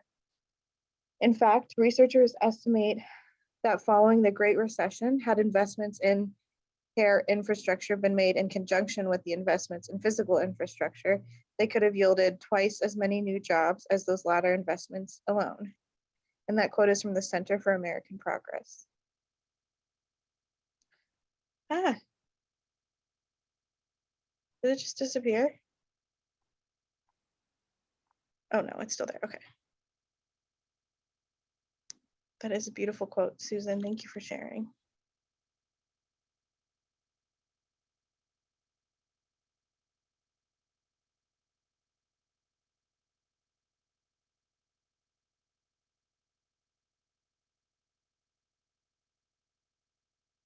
Anything else coming up for anyone?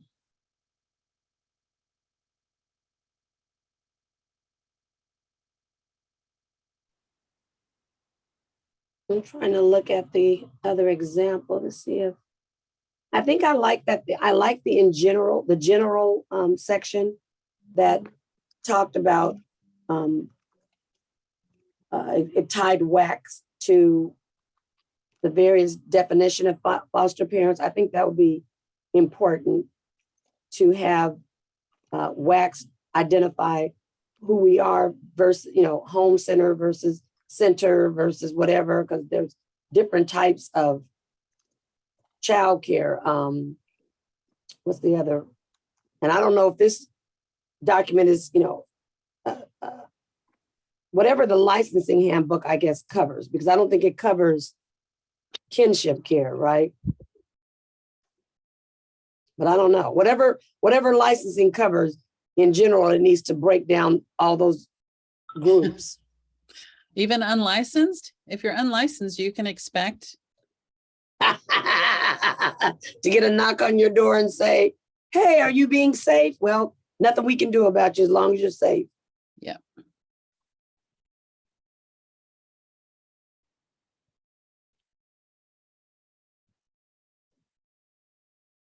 Yeah, that was frustrating to learn. That's the only thing that I thought might be good, is defining who this Bill of Rights is for. Yeah, I think it needs to be targeted to licensed childcare providers. Other things are vastly different.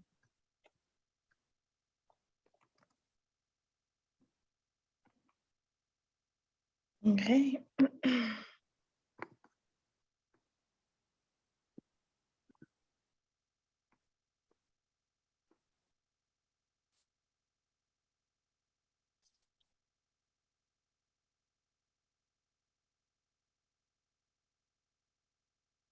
I feel like someone like Judy would be able to contribute to a document like this as well, because, she told us things that,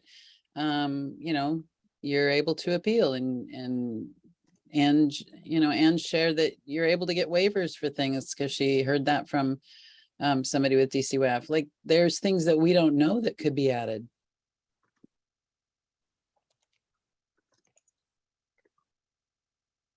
One of the things I would encourage you to include is things that revolve around equity, like language supports.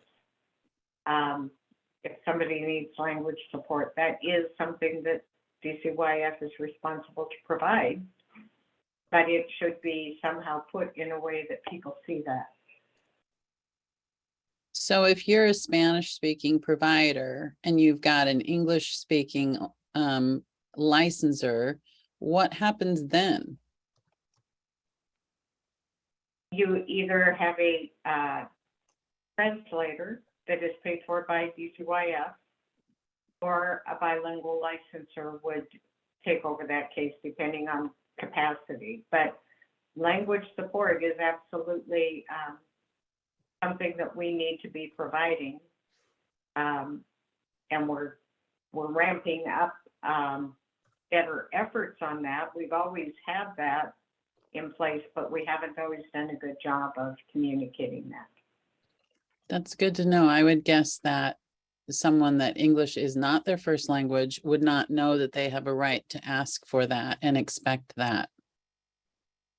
Yeah, we're trying to make sure that that word gets out, but just that to me would be something you'd probably want on this rights document.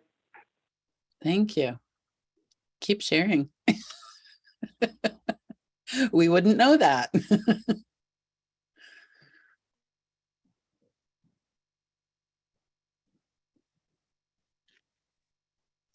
And also, we haven't gotten much training on your portal that all the licensing documents now sit in. And so when we have our annual reviews, or if we have a complaint or something like that, that's in the Compass portal, there's not been a lot of training on how to use that portal. So I think that should be a high priority for DCYF. Thank you, Sandra.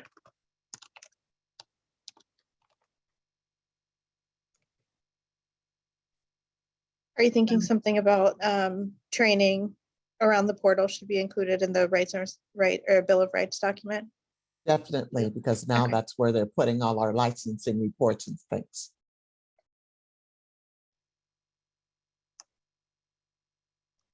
Can't you request that they email it to you? I've literally logged into WA Compass once, and I don't intend to be logging in ever.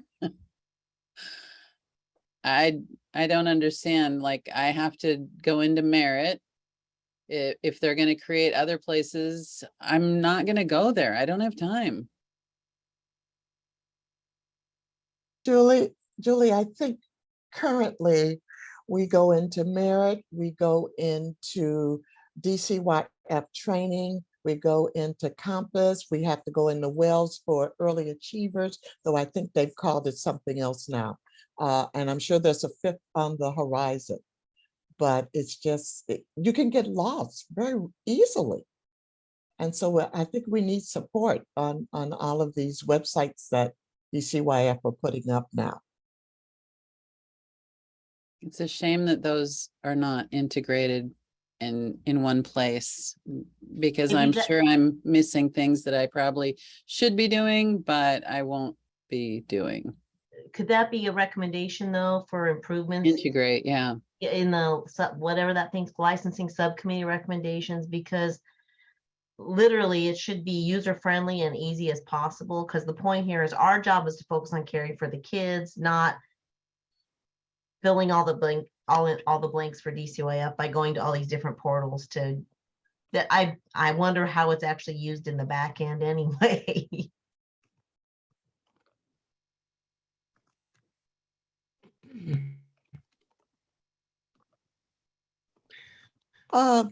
This is Sandra Nelson again. There was a change to Merit last week, in which the employment record of my staff I can no longer see. And I'm hoping there's going to be some kind of notification on that change and why, so that we as providers, it's not that I worry about them working for 3 other places, but when we go in to check employment and someone asks me the date they started, I'm in Merit, I'd like to be able to see it.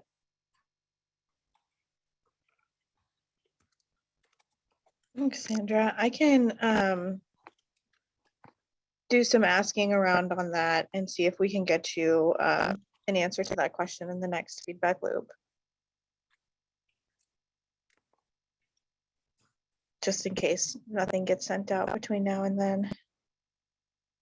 So that's a potential problem. I'm talking to, If you work in two places, yeah. yeah, I think we need to look, sites that have multiple locations, I think it's really wild that the licensor expects to see their name In merit. in merit at every location. You should be able to have an agency roster. And if you're clear, you're clear. Right. I don't get that we got to spend time now to put, because our staff sub for each other. So And you gotta put these multiple roles. That doesn't make sense. that is Yeah. a ridiculous waste of time, Yeah. unnecessary. So we need to really look at that. So we're supposed to do a cleanup with our licensor on tomorrow to clean up our merit. So I'm waiting for that. But anyway, Yeah. if that's could be fixed, that would be a nice fix, because if you have multiple sites and you sub for each other, you're going to be in another classroom. So, but to have to go in there and put all that for each one, for the likelihood that my licensor will show up and say, who's all here today? Ooh, I don't see Angie's name. Angie does work at, Maine, but I see Angie in this Othello building. You're going to get in trouble. Why? What? So to clarify, Angie, you're saying right now merit requires, if you have multiple sites, for every person who works at that site to be listed under each site? Well, the licensor, because we did not do this. So merit has the ability to capture you working at multiple sites, but we put you in at, you work at Maine, and that's it. But yes, you may roll over to Othello, but the licensor is saying, if they could ever go over to Othello, I want their name in Othello too. And I don't get that, because if you show up and say, who's all in this building? Judy, if you do that, and you say, okay, I don't see Angela listed in your merit. No, that's because Susan is out sick today. So Angela came over. Angela really is in our Othello. You can pull up the other site and see her. So I don't know why we have to take the time to do that. Because now what we're saying is to satisfy that, oh my God, we got to put everybody in every building. I mean, that seems like a really waste of time. And I'm trying to figure out, what is the licensor really trying to accomplish? Why does she want to know that detail? Okay, thank you for that clarification. I just want to make sure I captured Well, with that right. one, the question is that one that's a question for licensing changing something? Or is that a question that merit should change something? Or I is don't that think it's, part I of don't the, think it's, I don't think it's merit, because merit just has the ability to do a bunch of stuff. But I don't know if merit is mandating that. I think it's the licensor mandating that we do that. That's what I'm saying. So you're right, Julie. We need to find out who's asking this. is this part of what's being addressed in the multi-site license pilot? I think so, and it is a whack. And so you raise a very valid point. So So the WAC says what? That where you work is where your name should be in merit? It says that all of your staff are supposed to be maintained in merit. And so if a person is staff and they are even subbing, they would be considered a staff of that location. I'm saying, I'm not even arguing whether this is good or bad. Right. But that's why. That's where it came. License. And it makes sense. However, if you're a home center or if you're a one center, that makes sense. I need to know who's in this building. It's just when it becomes multiple sites, it's like, this is not practical. And I think that's what happened when we merged the two, when we tried to make the home center and the center one big book and put them all together. There's some of that crossover that you're thinking for if you're a one home versus if you're multiple, didn't kind of melt, didn't make sense. We're hoping that the organizational licensing project pilot will help us figure some of these pieces out and how we might do them differently. But that doesn't mean this shouldn't be part of your recommendation right now. Just letting you know that, yes, that is one of the things we're addressing through the organizational pilot for those locations that are in the pilot.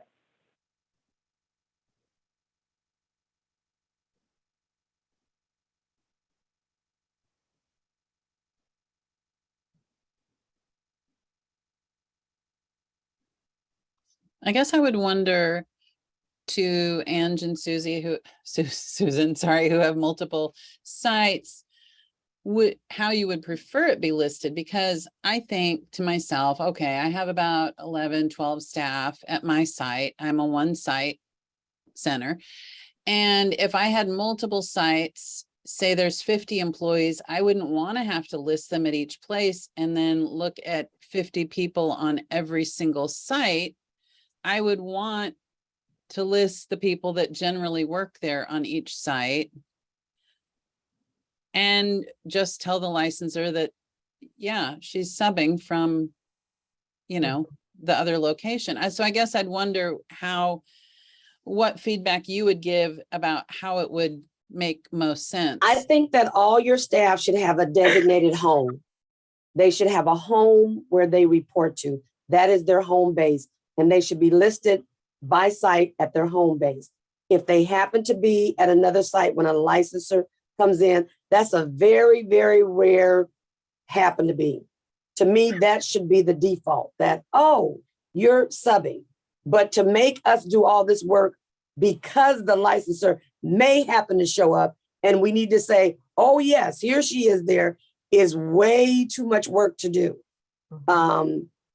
And my staff, what they do, see, when I hear it, I go like, no, not doing that. They go, oh, we're going to figure it out. We're going to put everybody's names in. So that's what drives me crazy, is because I hear it after the fact when they're talking about doing something that sounds crazy to me, because I'm like, do not do that, you know. And they're like, they're like, we got to do what the licensor says do. And I'm like, this is crazy. We're not doing that. But if I don't hear it, they're just in a conversation and their mind is satisfied.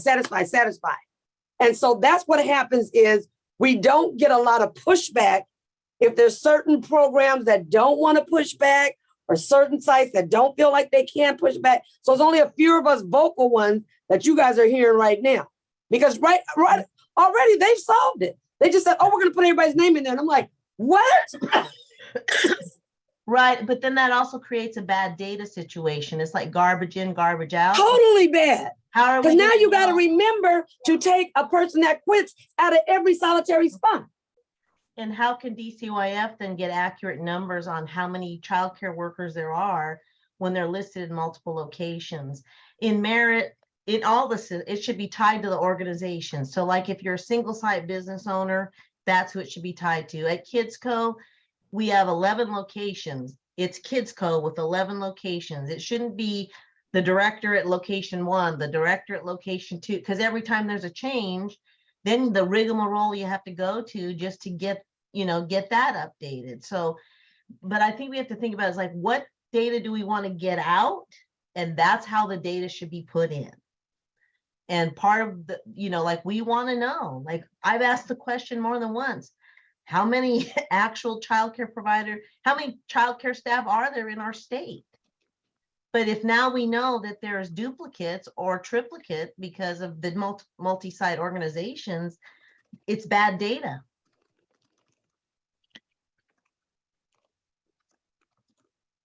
So we have to fix that. And interestingly enough, ECAP is considered a site into itself. So that even though I only have one site, I have 2 different programs under that site. If you look at Merit, you would think that my ECAP teachers never worked on the childcare side, because I'm not going to put them in twice. So this makes it easier for us.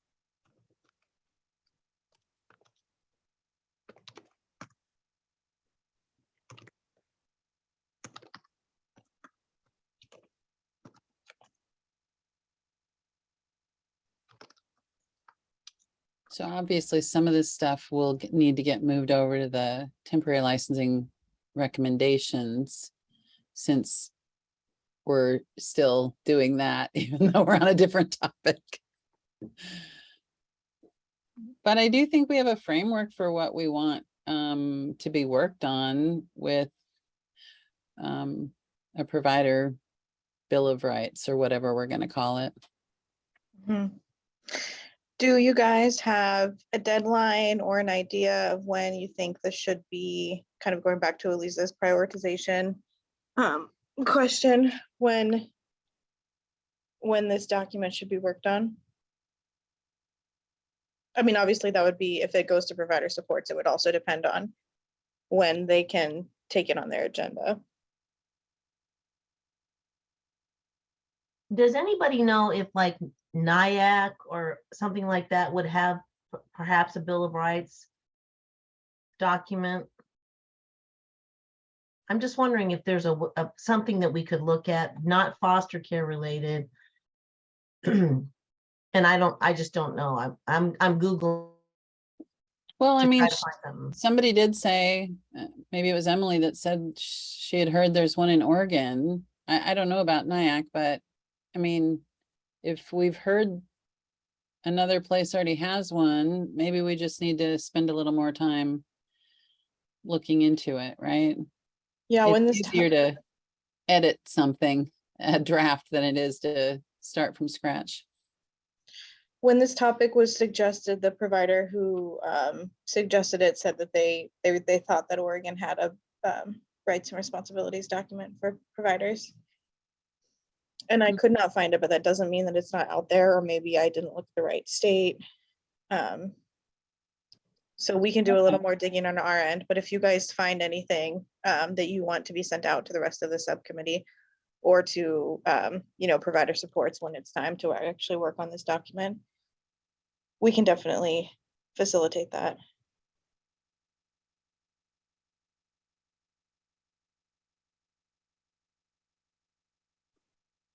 Okay, but if there's nothing else that comes up on this right now, we can go ahead and move on. We might finish a little bit early, but I did, are there any final comments or anything else anybody wants to add to this Jamboard before we move on? Okay, so our next meeting is going to cover the rulemaking petition process, which you guys have talked about quite a bit today. So I wanted to spend a little bit of time. Are there any specific questions or specific information you would like to receive? So anything that we can give to Tyler Farmer, who's going to be presenting on this, so he has what you guys need.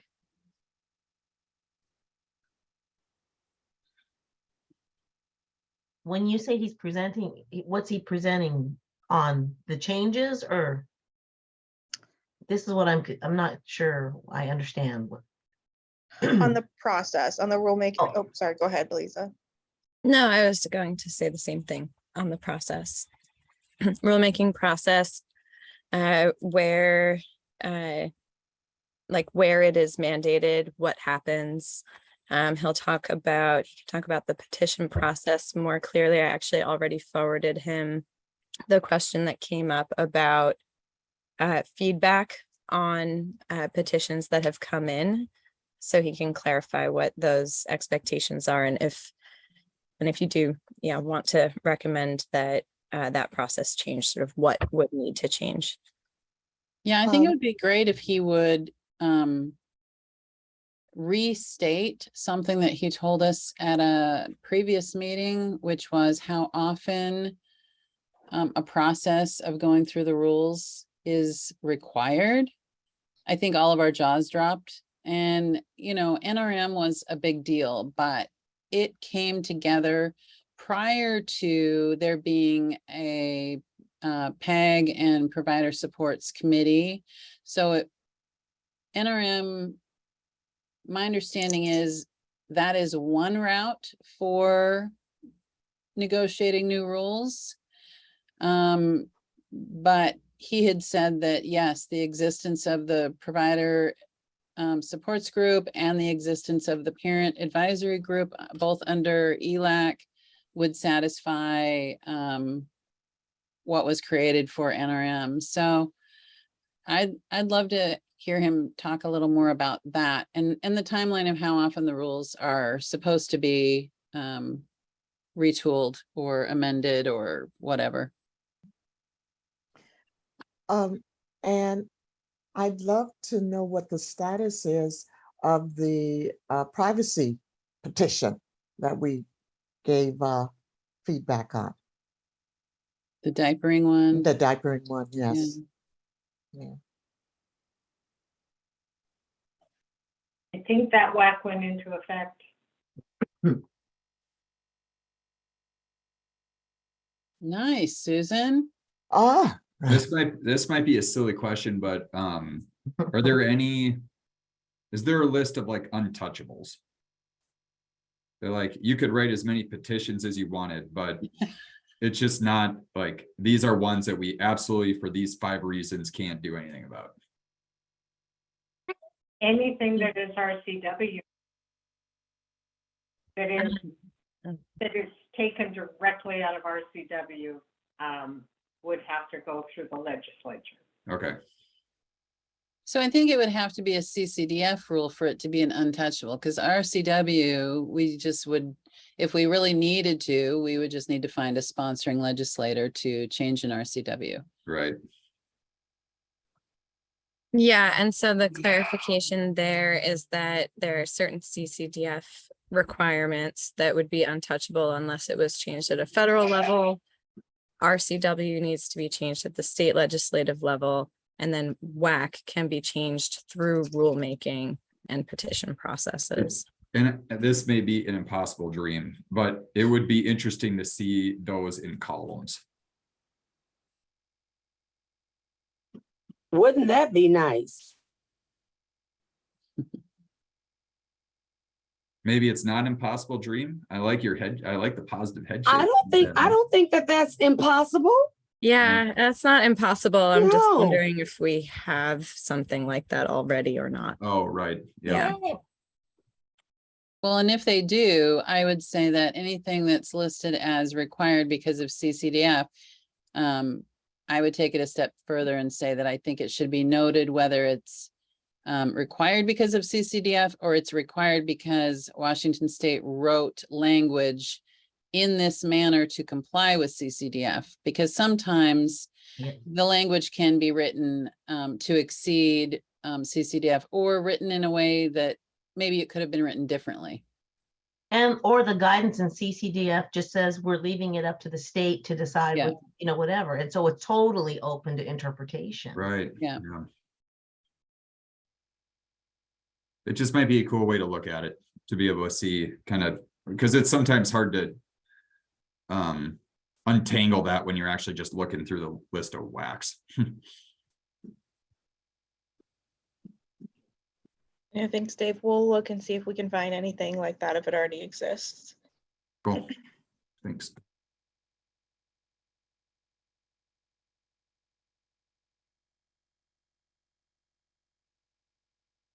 Okay, if there are no other questions or specific info you think you might be looking for that conversation, we can just go ahead and do our closing Mentee questions.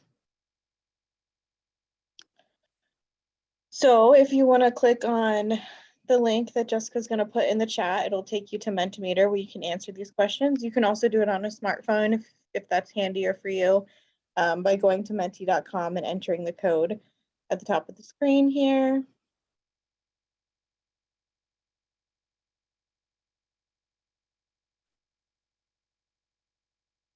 I'll just wait a couple seconds. I just want to say these meetings are infinitely more valuable, at least to me, when licensing is present. And so I just want to again acknowledge and thank that they are here. Agreed.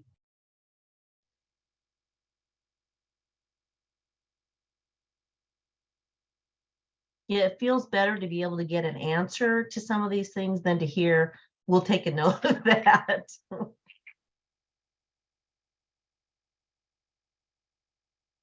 Well, I just have to say it was nice to see all your faces. It's been a while. You are appreciated very much. Thank you. Thanks for saying that. Hey, Jessica, you can go to the next one. I think this is our final one. Yeah. So our next meeting is going to be September 28th. It is also from 1 to 4 p.m.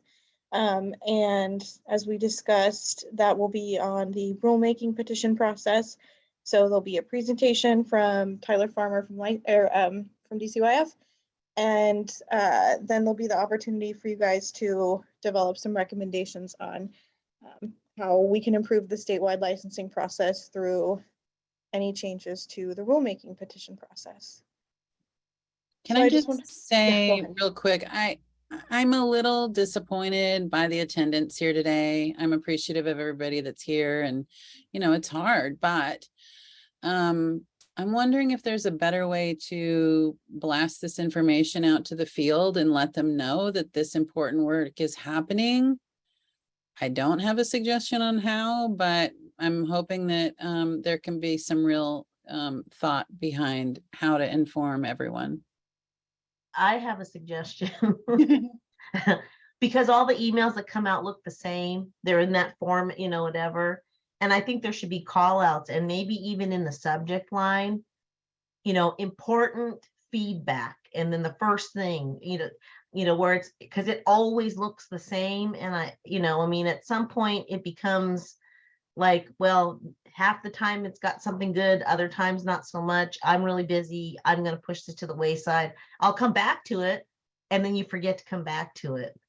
Like, I honestly missed the email about the survey thing, and I would have given feedback, but I didn't even, I'm a bullet person. Don't give me a bunch of stuff. Just give me the highlights and I'll pick up the rest late. I'll get it. So that's what I would suggest, is change the subject line to something that's more, like urgent action required or requested. Do you think that fewer emails with, more frequent but less information in each one is better? Okay. Yeah, I do.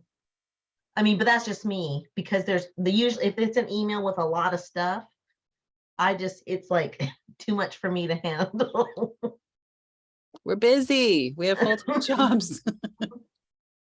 Yeah. But there's got to be something that's more, because it'll feel like, oh, just more of the same. It's got to say, we need, your feedback is needed, or something that says you want us to do something, versus it's the difference between a discussion and an action. It's like what happened with NRM. A lot of people didn't know about it and felt excluded from the process. And, I wasn't part of it, but I kept showing up to all the public comment opportunities. And a lot of people didn't know about that either. But if we can, make sure that the provider base is informed of this, then, they can't complain about later if they were fully informed. But for some reason, the word's not getting to them.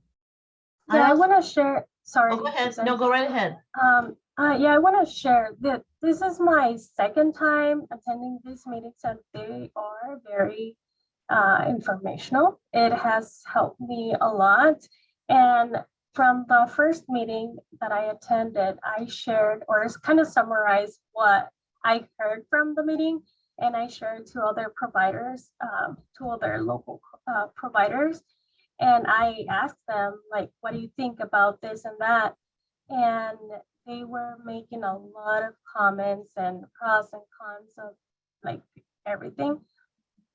So that was very helpful. We have a social media group for providers, and social media, it's something that we all use. So a lot of people were commenting on it, and that's something that I can do. Like Julie was telling me, there's not a lot of providers from your area that attend these meetings, but I didn't know. I don't know how I ended up in this meeting, but it was very helpful. It has been very helpful, and I want to continue attending this, and hopefully other providers join as well. I am in other groups that advocate for changes, but like I've heard in this meeting, we haven't seen any changes. But we just need to keep pushing it, and hopefully we see some changes in the near future, because there's a big need for changes. And we are still here, we are providing and doing everything that we can, but we need support too. So hopefully the whoever is changing the rules and all that hear us and make us part of them, because we are part of like taking care of the kids and providing the services in our communities. So yep. Yeah, thanks. And I think what Rebecca said is so true. People don't want to participate and take the time because a lot of people commented in the portal online, and it just felt like it went to a black hole, and it felt like it didn't matter. So I think this is a big opportunity for there to be some trust restored. If providers and licensing take this report and really make some changes, then we can see that our input does matter.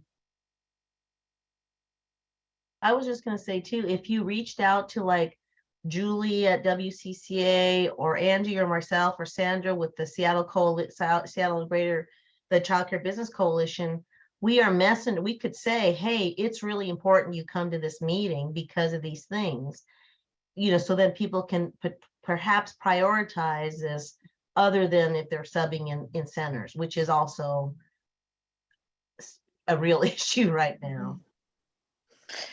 Susan, do you mind emailing the community engagement email? I'll put it in the chat with the emails of the people you just mentioned that you want us to push this out to. Sure. We can definitely do that. And we can have it added to the DCYF Facebook page too. So that's another way we can go out. But we'll also, can we put the emails in the chat? Like, because Julie could put in her preferred email, Sandra, and that way you'll have, because I don't know which emails they want used. Oh yes, I thought you were talking about a different Julie. We do have Julie's email address. Oh, okay. So yeah, so you have all of ours, but I mean, okay. I think what it gets down to is when I get those emails, if it's not called out to me like, hey, Susan, we really need you to tell people to come to this, I often read them right before this meeting, and that's as soon as I get to it. Mm-hmm. So I think there's people here that would be very willing to share out. But a heads up that it's coming, that's what's in there would be helpful.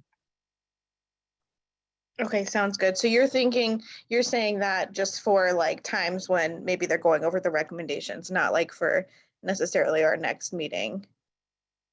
Yeah, like for instance, you got the survey results that weren't very many. Mm-hmm. Even to get an email out to us to say, hey, we sent this survey out and nobody responded, including you, Susan. Could you help us get the information out there? Because that way then we know. So yeah, it's the key. When it's really urgent, it's important. And then the rest of the time, I have, and Angie and Sandra can attest to this, at almost every coalition meeting, I say, hey, there's these meetings that you should sign up for. I've given everybody the links. I've done, short of, like putting it in their calendar. So I really do try and encourage folks to attend.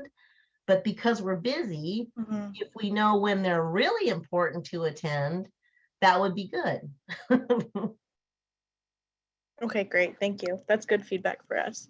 We will keep that in mind for our final recommendation development meetings. Yeah, and I think putting it on the Facebook page will be really helpful.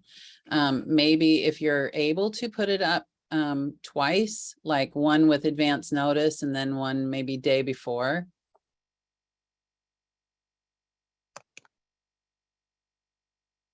Okay, I'm taking down that note just so I remember. Do you guys use other social channels besides Facebook? Like Instagram? I've heard that Instagram is more popular with young people, and younger than me. So I don't know if Facebook is reaching as far as the other channels. That's why I'm asking. I will look into that. I've only ever heard of us putting meetings on Facebook, not other social media platforms, but it's definitely possible that communications has other social media channels. I mean, I know they have like a YouTube and stuff like that, but I'm not sure if they have an Instagram. I can help answer that a little bit. There Thanks, is a Twitter handle that is pretty active and has quite a bit of followers. I don't believe they have started using Instagram along with the Facebook page, but I do believe there is discussions of it. So there are the two active channels, the Twitter and Facebook, though, that both have pretty active followers. Awesome. Thank you, Eric. Okay, well, thank you everyone so much for joining us this afternoon. I know I don't have to tell you all, like you all said, you're so busy, so we really, really appreciate you taking the time to help us work on this and all of the work you do with kids in general.